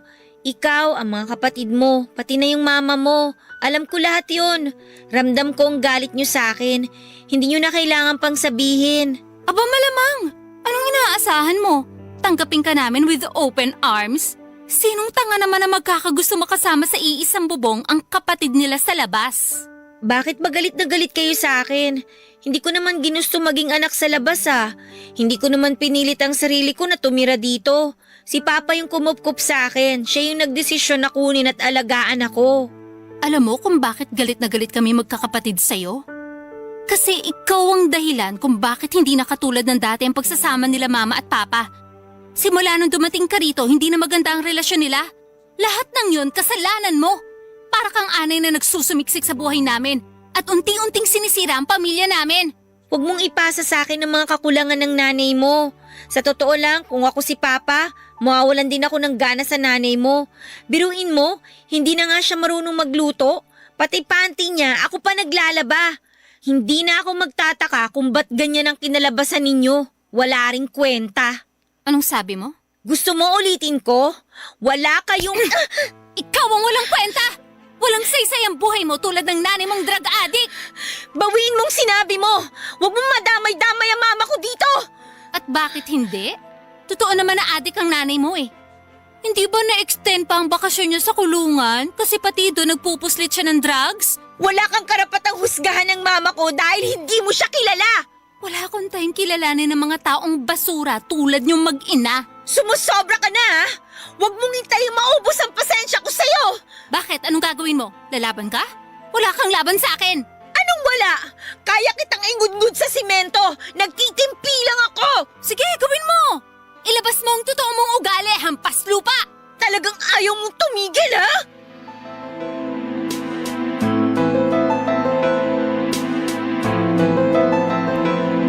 Papadudot na uwi sa sabunutan ng tagpong yon at simula ng araw na yon ay naisip kong kailangan ko nang umalis sa malaimpyernong bahay na yon. Alam kong matagal na nila akong gustong palayasin doon kaya lagi nila akong sinusubukan. Ang hindi nila alam ay mas mahaba pa sa Great Wall of China ang pasensya ko. Kaso nga lang ng araw na nagkasagutan kami ni Bernadette ay sumabog na lamang ang galit ko na ilang taong ko ring kinikimkim. Nadismaya sa akin si Papa noong nalaman niyang basag ang bibig ni Bernadette dahil sinuntok ko ito. Pinagkaisahan ako noon, Papa Dudut, kaya ang ginawa ko simula ng araw na yon ay naghanap na ako ng trabaho at nag-ipon ako ng pera. Wala po akong tinapos. Hindi ako nakapag-aral dahil mas priority noon ni Papa ang 3 kong kapatid. Naiintindihan ko naman siya at wala akong sama ng loob sa kanya. Malaki na ang pasasalamat ko sa pag-aruga niya sa akin noon. Kahit gusto ko pa noong makasama si Papa ay nagpaubaya na lamang ako. Nang makaipon ay umalis ako sa kanilang poder at nagpakalayo-layo na. Wala mang pinag-aralan na isinikap kong buhay ng sarili ko ng mag-isa. Kung saan-saan ako nag-work at tumira para lamang buhayin ang sarili ko. Mahirap ang simula ng pagiging independent ko, Papa Dudut, pero masaya ako. Nasa wakas ay nakalaya na ako mula sa pang-aabuso ng mga taong inakala ko noon ay magiging pamilya ko na. Barangay Love Stories. Barangay Love Stories. Papa Dudut, sa paglayo ko mula sa mga taong umaruga sa akin ay doon ko lang napagtanto na sobrang hirap palang mamuhay mag-isa. 20 years old lamang ako noon Pagod ang kapalit ng pagkakaroon ng kalayaan. Para mabuhay ay kailangan ding kumayod. Pero kahit na ganoon ang nangyari ay wala akong pinagsisisihan sa naging desisyon ko. Ganon na nga po ang ginawa ko, Papa Dudut. Mas gugustuhin ko pa ang araw-araw na mapagod sa kakatrabaho kesa magpakapagod para sa mga taong kailanman ay hindi naman ako itinuring na kamag-anak. Hirap man ay sinubukan kong tumayo sa mga sarili kong paa for 5 years. Ay hinarap ko ang mundo ng mag-isa. Kung saan saang trabaho ako lumipat hanggang sa makapasok ako sa pag-call center. Doon na po nagsimulang magkaroon ng balance ang buhay ko.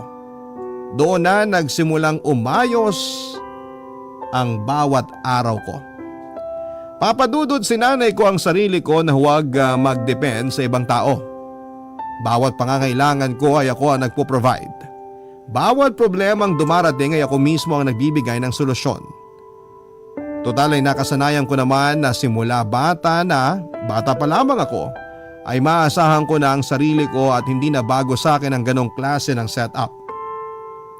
Lalo na nang dumating ang pandemic, malaki ang pasasalamat ko sa Panginoon dahil hindi ako gaanong naapektuhan nito. Hindi ako gaanong naghirap noon, Papa Dudut, dahil may sarili akong ipon. Pagdating naman sa trabaho ay nakakapag-work from home ako, kaya tuloy-tuloy pa rin ang natatanggap kong sahod. Hindi rin naging problema na mag-isa lamang ako sa apartment dahil sanay na akong walang pamilya, walang kaibigan at walang kausap. Masaya na ako noon sa panonood ng mga drama online at eto na ang naging libangan ko ng ilang taon. Lalo na noong na-discover ko ang pag-online shopping.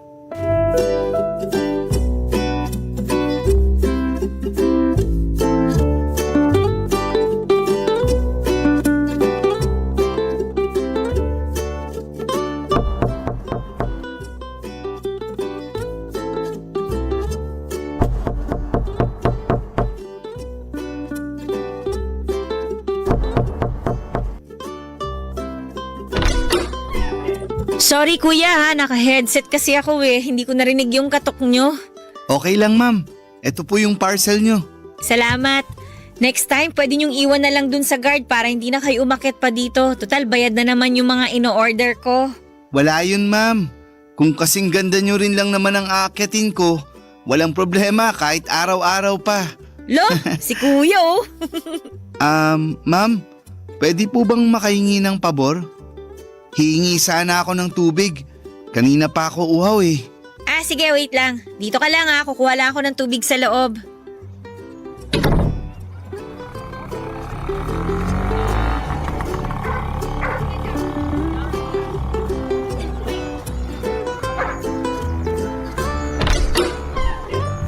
Heto tubig.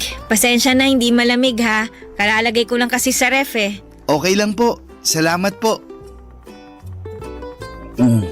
Mukhang napagod ka sa pagdi-deliver Opo Hindi ko kinaya ang init. Pangatlong araw ko pa lang kasi sa trabaho kaya naninibago pa lang ako. Bago ka lang? Kaya naman pala. Ano nangyari kay Kuya Ramon? Siya kasi yung palaging nagdi-deliver sa akin dito Si Kuya Ramon ba? Nag-resign na yun. Lumipat sa ibang delivery service. Mas mataas daw sahod. Ay, totoo ba? Tapos ikaw ang pinalit? Ganun na nga po. Sayang naman. Kilala na kasi ako nun Alam na niya ang ginagawa sa mga parcel ko. Lagi siguro kayong order ng order no? Kaya pati delivery rider, kilala na kayo. Oo, since nung pandemic, nasanay na ako na dinideliver lahat ng pinamimili ko. Bawas hassle din kasi tsaka alam mo na, may virus pa kaya mas mabuti na yung maingat. Tama po kayo dyan. So, simula ngayon, ikaw na magdi-deliver sa mga parcel ko? Opo ma'am, dito sa area nyo ako nakatoka. Di ikaw na ang palagi ko makikita niyan. Kung madalas kayong umorder ng gamit online, malamang palagi nga tayong magkikita niyan. Mas mabuti siguro kung magpakilala na ako sa inyo. Rex pala pangalan ko. Oo, alam ko na yan. Nabasa ko na sa notification message nung app yung pangalan mo. Ako nga pala si Almira. Almira, ganda ng pangalan nyo Sinunod yan sa pangalan ng lolo at lola ko. Alejandro tsaka Casimira, kaya naging Almira. Galing naman. Ako, Rex lang. Tinamad siguro si nanay na pangalanan ako kaya Rex na lang. As in? Walang second name? Rex lang talaga? Wala. 3 letra lang. Mas madaling isulat. Nakakainggit naman. Ako nga Almira Joy tapos ang haba pa ng last name ko. At least, bagay naman sa'yo yung pangalan mo. Kasing ganda mo. Ikaw baguhan ka pa lang pero nang haharot ka na ng customer Nagsasabi lang po ng totoo. Siya, sige na, may work pa ako. Eto po yung baso. Salamat sa tubig. You're welcome. Magmula noon ay si Rex na po ang taga-deliver ng mga ino-order ko online. Sa halip na iwan sa guard ng mga parcel ko tulad ng utos ko ay mas pinipili pa rin ni Rex na dalhin ito mismo sa apartment ko. Hinayaan ko na lamang siya sa gusto niya, papadudot, dahil mabait naman si Rex. Masiyahin siyang tao at palakwento at minsan nga ay lagi niyang hinuhuling ipadala ang parcel ko para bago siya mag-out sa trabaho ay nakakapagkwentuhan pa kami. Hindi ko ina-expect na sa pagtagal ng panahon ay mapapalapit ako kay Rex, papadudot. Nabuo ang pagkakaibigan namin noong minsang mag-text siya sa akin. Kung tutuusin ay bawal daw sa trabaho na gamitin sa personal ang phone numbers ng mga customers. Pero nagpaalam naman sa akin si Rex. Isa pa, hindi naman issue sa akin yon dahil may tiwala na ako sa kanya ng mga panahong yon. Sa mga sumunod na buwan ay mas lumalim pa ang ugnayan naming dalawa ni Rex. Noong lumuwag na ang restrictions sa bansa natin dahil sa banta ng COVID ay nagkikita kami hindi lang bilang customer at delivery rider kundi bilang magkaibigan. For the first time ay nagkaroon ako ng taong masasabi kong naging malapit sa akin. Isang tao na nakapagbibigay ng ngiti sa aking mga labi. Isang tao na kaya kong respetuhin at tratuhin ng maayos. Hindi nga naglaon ay nagsimulang manligaw sa akin si Rex, papadudot.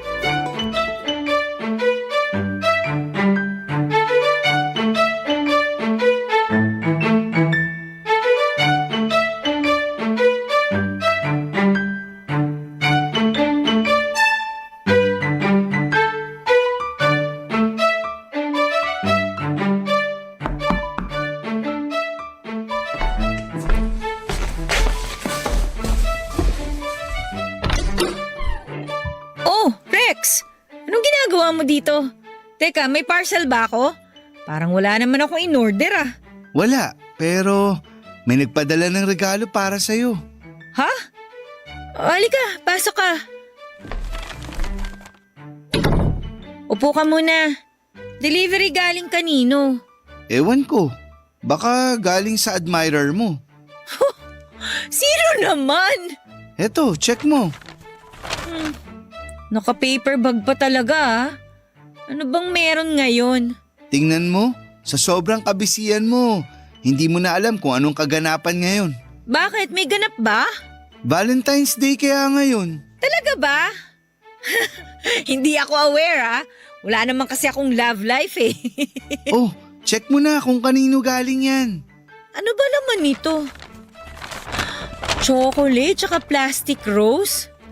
Galing sa'yo? Sa akin ba? Ano bang nakalagay dyan? Rex, galing nga sa'yo. Happy Valentine's Day. Hala, thank you Pasensya na sa plastic na bulaklak. Ang mahal ng bouquet ngayon Hindi pasok sa budget. Okay lang. Ngayon lang ako nakatanggap ng ganito. Thank you Walang anuman. Alam mo naman na siguro kung anong ibig sabihin yan. Ang alin? Chocolates and flower? Ano ba ibig sabihin nun? Almira, gusto sana kitang ligawan. Kaya kita binigyan ng regalo ngayong Valentine's Day kasi gusto kong malaman mo ang nararamdaman ko para sa'yo. Gusto kita. Ako talaga? Bakit ako? Bakit naman hindi? Napakabait mong tao. Masaya ako tuwing magkasama tayo. Tuwing nag-uusap tayo. Gusto kitang ligawan, Almira. Hala! Ano ba? Ganito kasi Rex.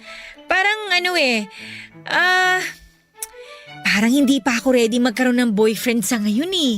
Ipinapaalam ko lang naman sa'yo kung ano yung nararamdaman ko eh. At kung ano ang plano kong gawin. Kung hindi ka pa ready ngayon, kaya ko namang maghintay. Love is patient, sabi nga nila, di ba? Salamat. Hindi pa talaga ako sanay sa ganito eh. Lumaki ako na palaging mag-isa lang, yung walang kasama sa buhay. First time lang na magkaroon ako ng kaibigang katulad mo.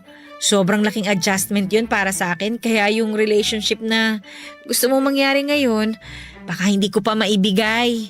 Naiintindihan ko naman. Hindi kita minamadali. Basta ang hiling ko lang, hayaan mong ligawan kita. Kung ayaw mo, sabihin mo lang sa akin. Hindi naman sa ayaw ko. Gusto ko lang na kilalanin pa natin ng isa't isa ng mas malalim pa. Kung okay lang sa'yo. Okay na okay. At least hindi ako nabasted. Ibig sabihin, may chance pa ako. Ikaw talaga? Halika na nga, tikman na natin itong binili mong chocolate. Huwag kang masyadong mag-expect ha. Mumurain lang yan. Chocolate is chocolate, no? Sandali lang ha, may soft drinks pa yata ako sa ref. Diyan ka lang, maghahanda ako na makakain natin. Sige, dito lang ako. Maghihintay. Almost a year na noon simula nang magkakilala kami ni Rex bago niya ako sinimulang ligawan. Kaya alam na alam ko na ang ugali niya, Papa Dudut. Ganon pa man ay hindi pa rin ako nagpadalos-dalos. Umabot pa noon ng ilang buwan ang panliligaw niya sa akin bago ko siya tuluyang sinagot. Aaminin ko na medyo nahirapan akong papasukin sa buhay ko si Rex dahil nasanay na ako na maging loner. Mula bata hanggang sa pagtanda ay mag-isa lamang ako. Kaya ang pagdating ni Rex sa buhay ko ay bago lamang para sa akin. Papadudot lahat kasi ng taong dumarating sa buhay ko ay hindi ako binigyan ng magandang trato. Nauna na ang mama ko na pinabayaan lamang ako kapalit ng ipinagbabawal na gamot. Sumunod naman ang papa ko at ang pamilya niya na inalila naman ako mula pagkabata. Kaya nga mas ginusto ko na lamang maging mapag-isa para wala ng problema. Kaso nga lang nagbago ang tingin ko sa mundo sa pagdating ni Rex. Dahil sa kanya ay unti-unti kong binuksan ang buhay ko sa ibang tao. Pinapasok ko siya sa puso ko dahil sa mga taong pinagsamahan namin. Napatunayan kong totoo at tunay ang pagmamahal niya sa akin, Papa Dudut. Handa na ako noon na sagutin si Rex, Papa Dudut. Para sa akin ay sapat na ang mga ipinakita niya para masabi kong legit ang intention niya para sa akin. Pero yun nga lang, Papa Dudut, sa araw kung kailan ay sasagutin ko na sana si Rex, ay saka ko naman na lamang si Rex pala ay may lihim sa akin. Na siya pala ay may sarili ng pamilya.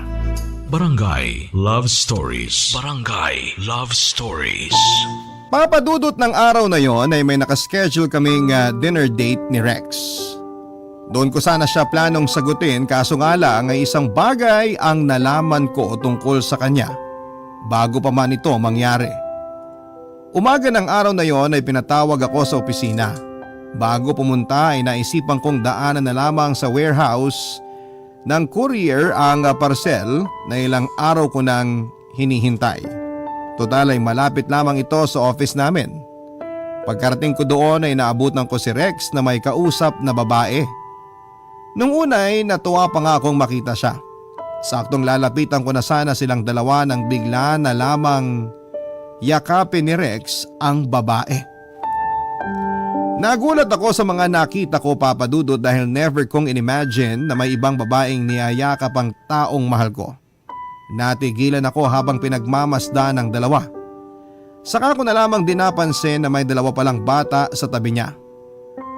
Kung tama ang tansya ko ay nasa edad 10 pababa ang mga bata.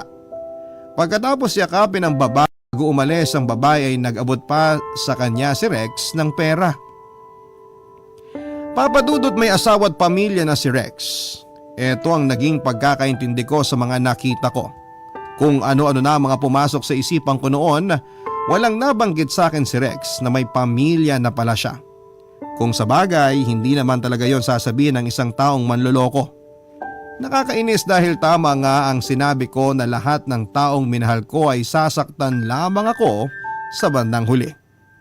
Hindi ko naman naisip na meron na palang pamilya si Rex dahil maging sa Facebook niya ay never naman siyang nag-post ng tungkol sa pagkakaroon niya ng pamilya. Hindi na ako nagpakita kay Rex ng araw na yon at sa halip ay dumiretso na ako sa loob ng warehouse para kunin ang parcel ko. Pero kahit na anong iwas ang ginawa ko ay nakita pa rin ako ni Rex, Papa Dudut.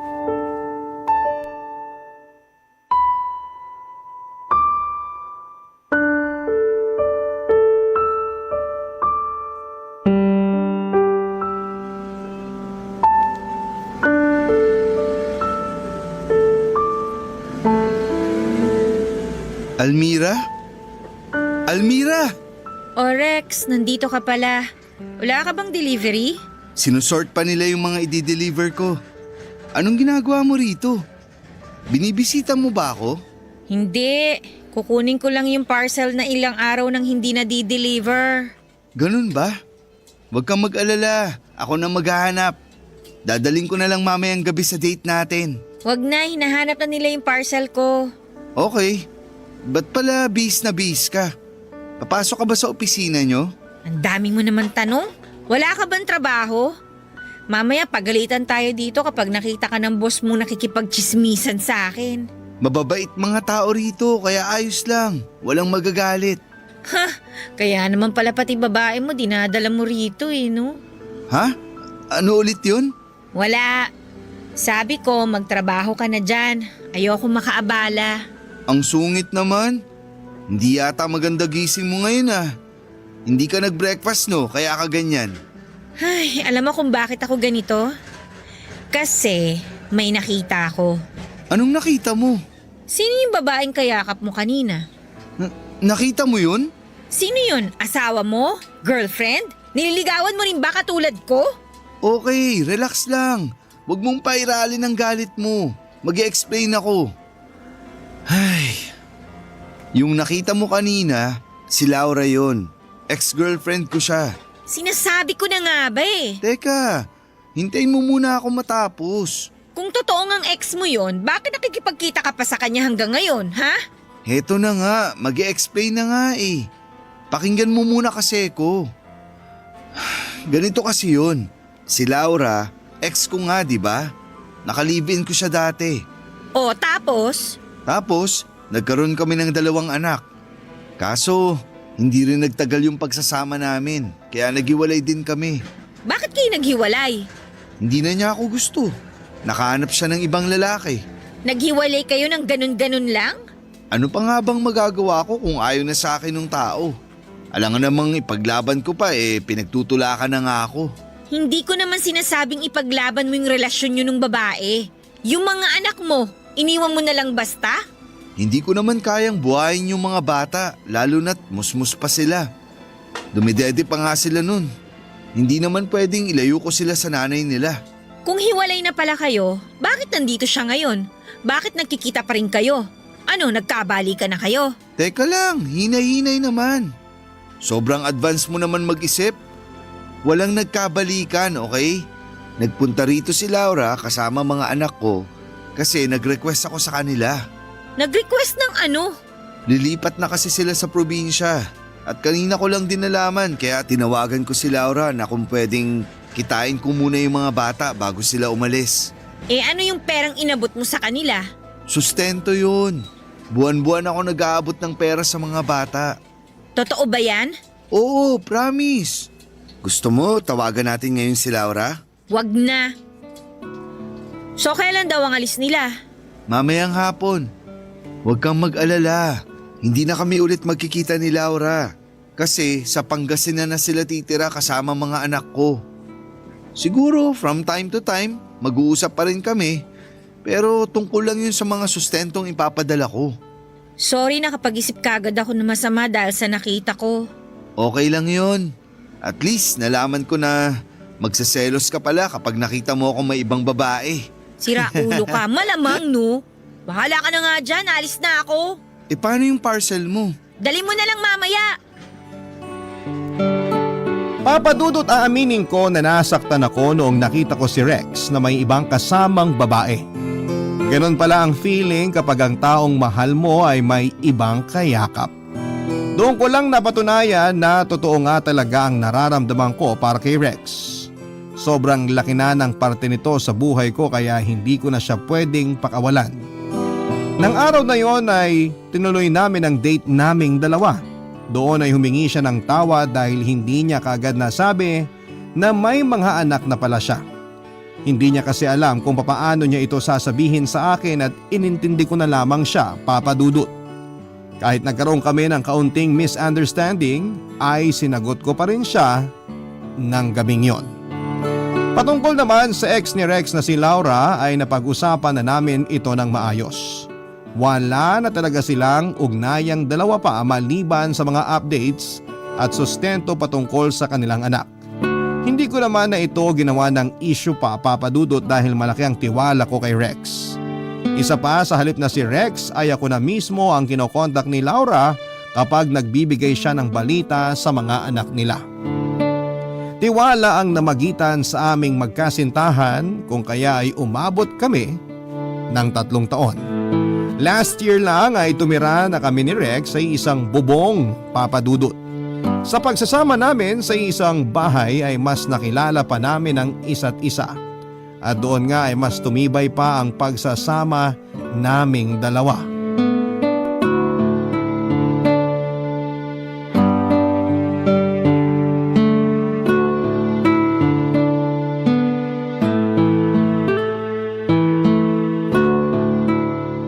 Mahal, kakain na!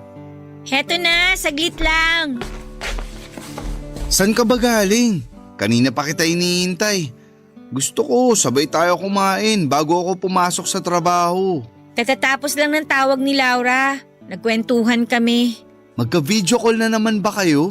Oo, binalita niya sa akin na top honor daw yung panganay mo. Siyempre, mana sa tatay. Sandali nga, napapadalas na yata ang kwentuhan nyo ni Laura. Alam mo, itong ex mo na to, masarap kaibiganin. BFF na nga kami eh. Pero mahal, ex ko pa rin yan. May pinagdaanan pa rin kaming dalawa. Hindi ba dapat dumistansya na lang tayo sa kanya? Doon na lang tayo sa mga bata mag-focus. Anong pinagdaan ang pinagsasasabi mo dyan? Naka-move on na sa'yo yung tao. Kala mo nga habulin ka pa. Hindi na, no? May kachat na yung afam ngayon. Ouch naman. Ouch ka dyan, batukan kita eh. Pero bakit ba kinaibigan mo si Laura? Kailangan ba talaga yun? Wala namang masama dun eh. Tsaka ayaw mo nun, wala nang hard feelings. Past is past, civil. Tsaka maayos na yung relationship niyo ni Laura, kaya hindi malalayo sa'yo yung mga bata. Sabi nga niya, pwede natin silang dalawin sa probinsya kapag nagkaroon tayo ng time eh. Talaga ba? Mukhang nakuha mo na talaga ang loob ni Laura. Aba syempre. Mabuting nga yan. Salamat, mahal. Wala yun. Naranasan ko na kasi yung feeling ng walang kasamang tatay nung bata pa ako. Tapos nung nakasama ko naman yung papa ko, hindi naman maganda yung trato sa akin ng pamilya niya. Ang pangit ng experience ko na yun at ayokong mangyari yun sa mga anak mo. Kaya ginagawan ko ng paraan na magkaroon sila ng magandang relationship sa inyong mga magulang nila.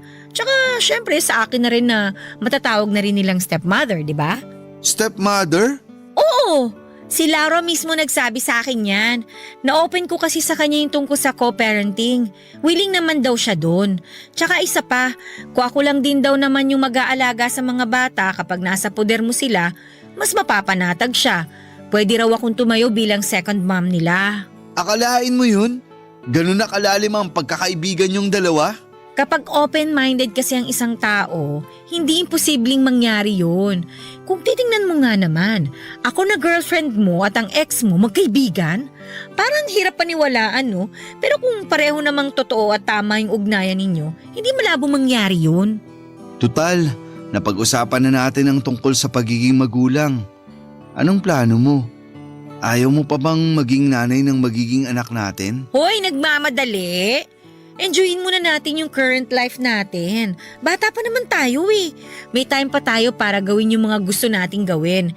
May oras pa tayo para abutin yung mga pangarap na gusto nating abutin. Para nang sa ganun, kapag feeling na natin na accomplish na tayo, tsaka na tayo mag-settle down. Okay, desisyon mo yan. Ikaw ang masusunod. Pero kapag nagkaanak tayo, anong gusto mo?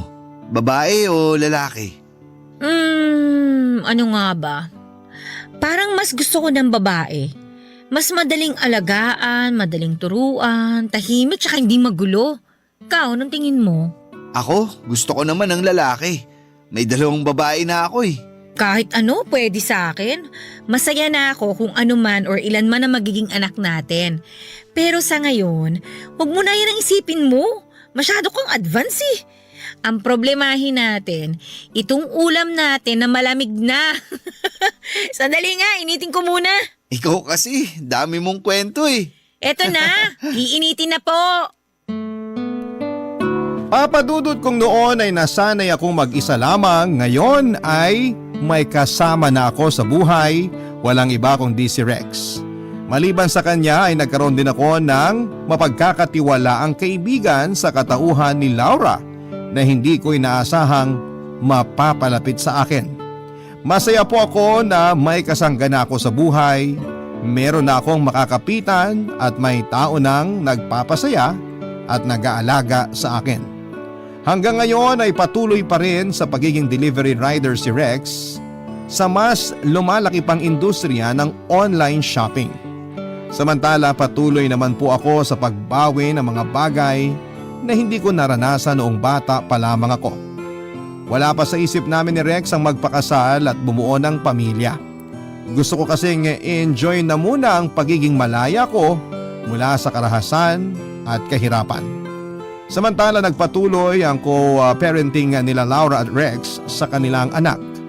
Kapag may time ay nagpabakasyon kami sa probinsya nila.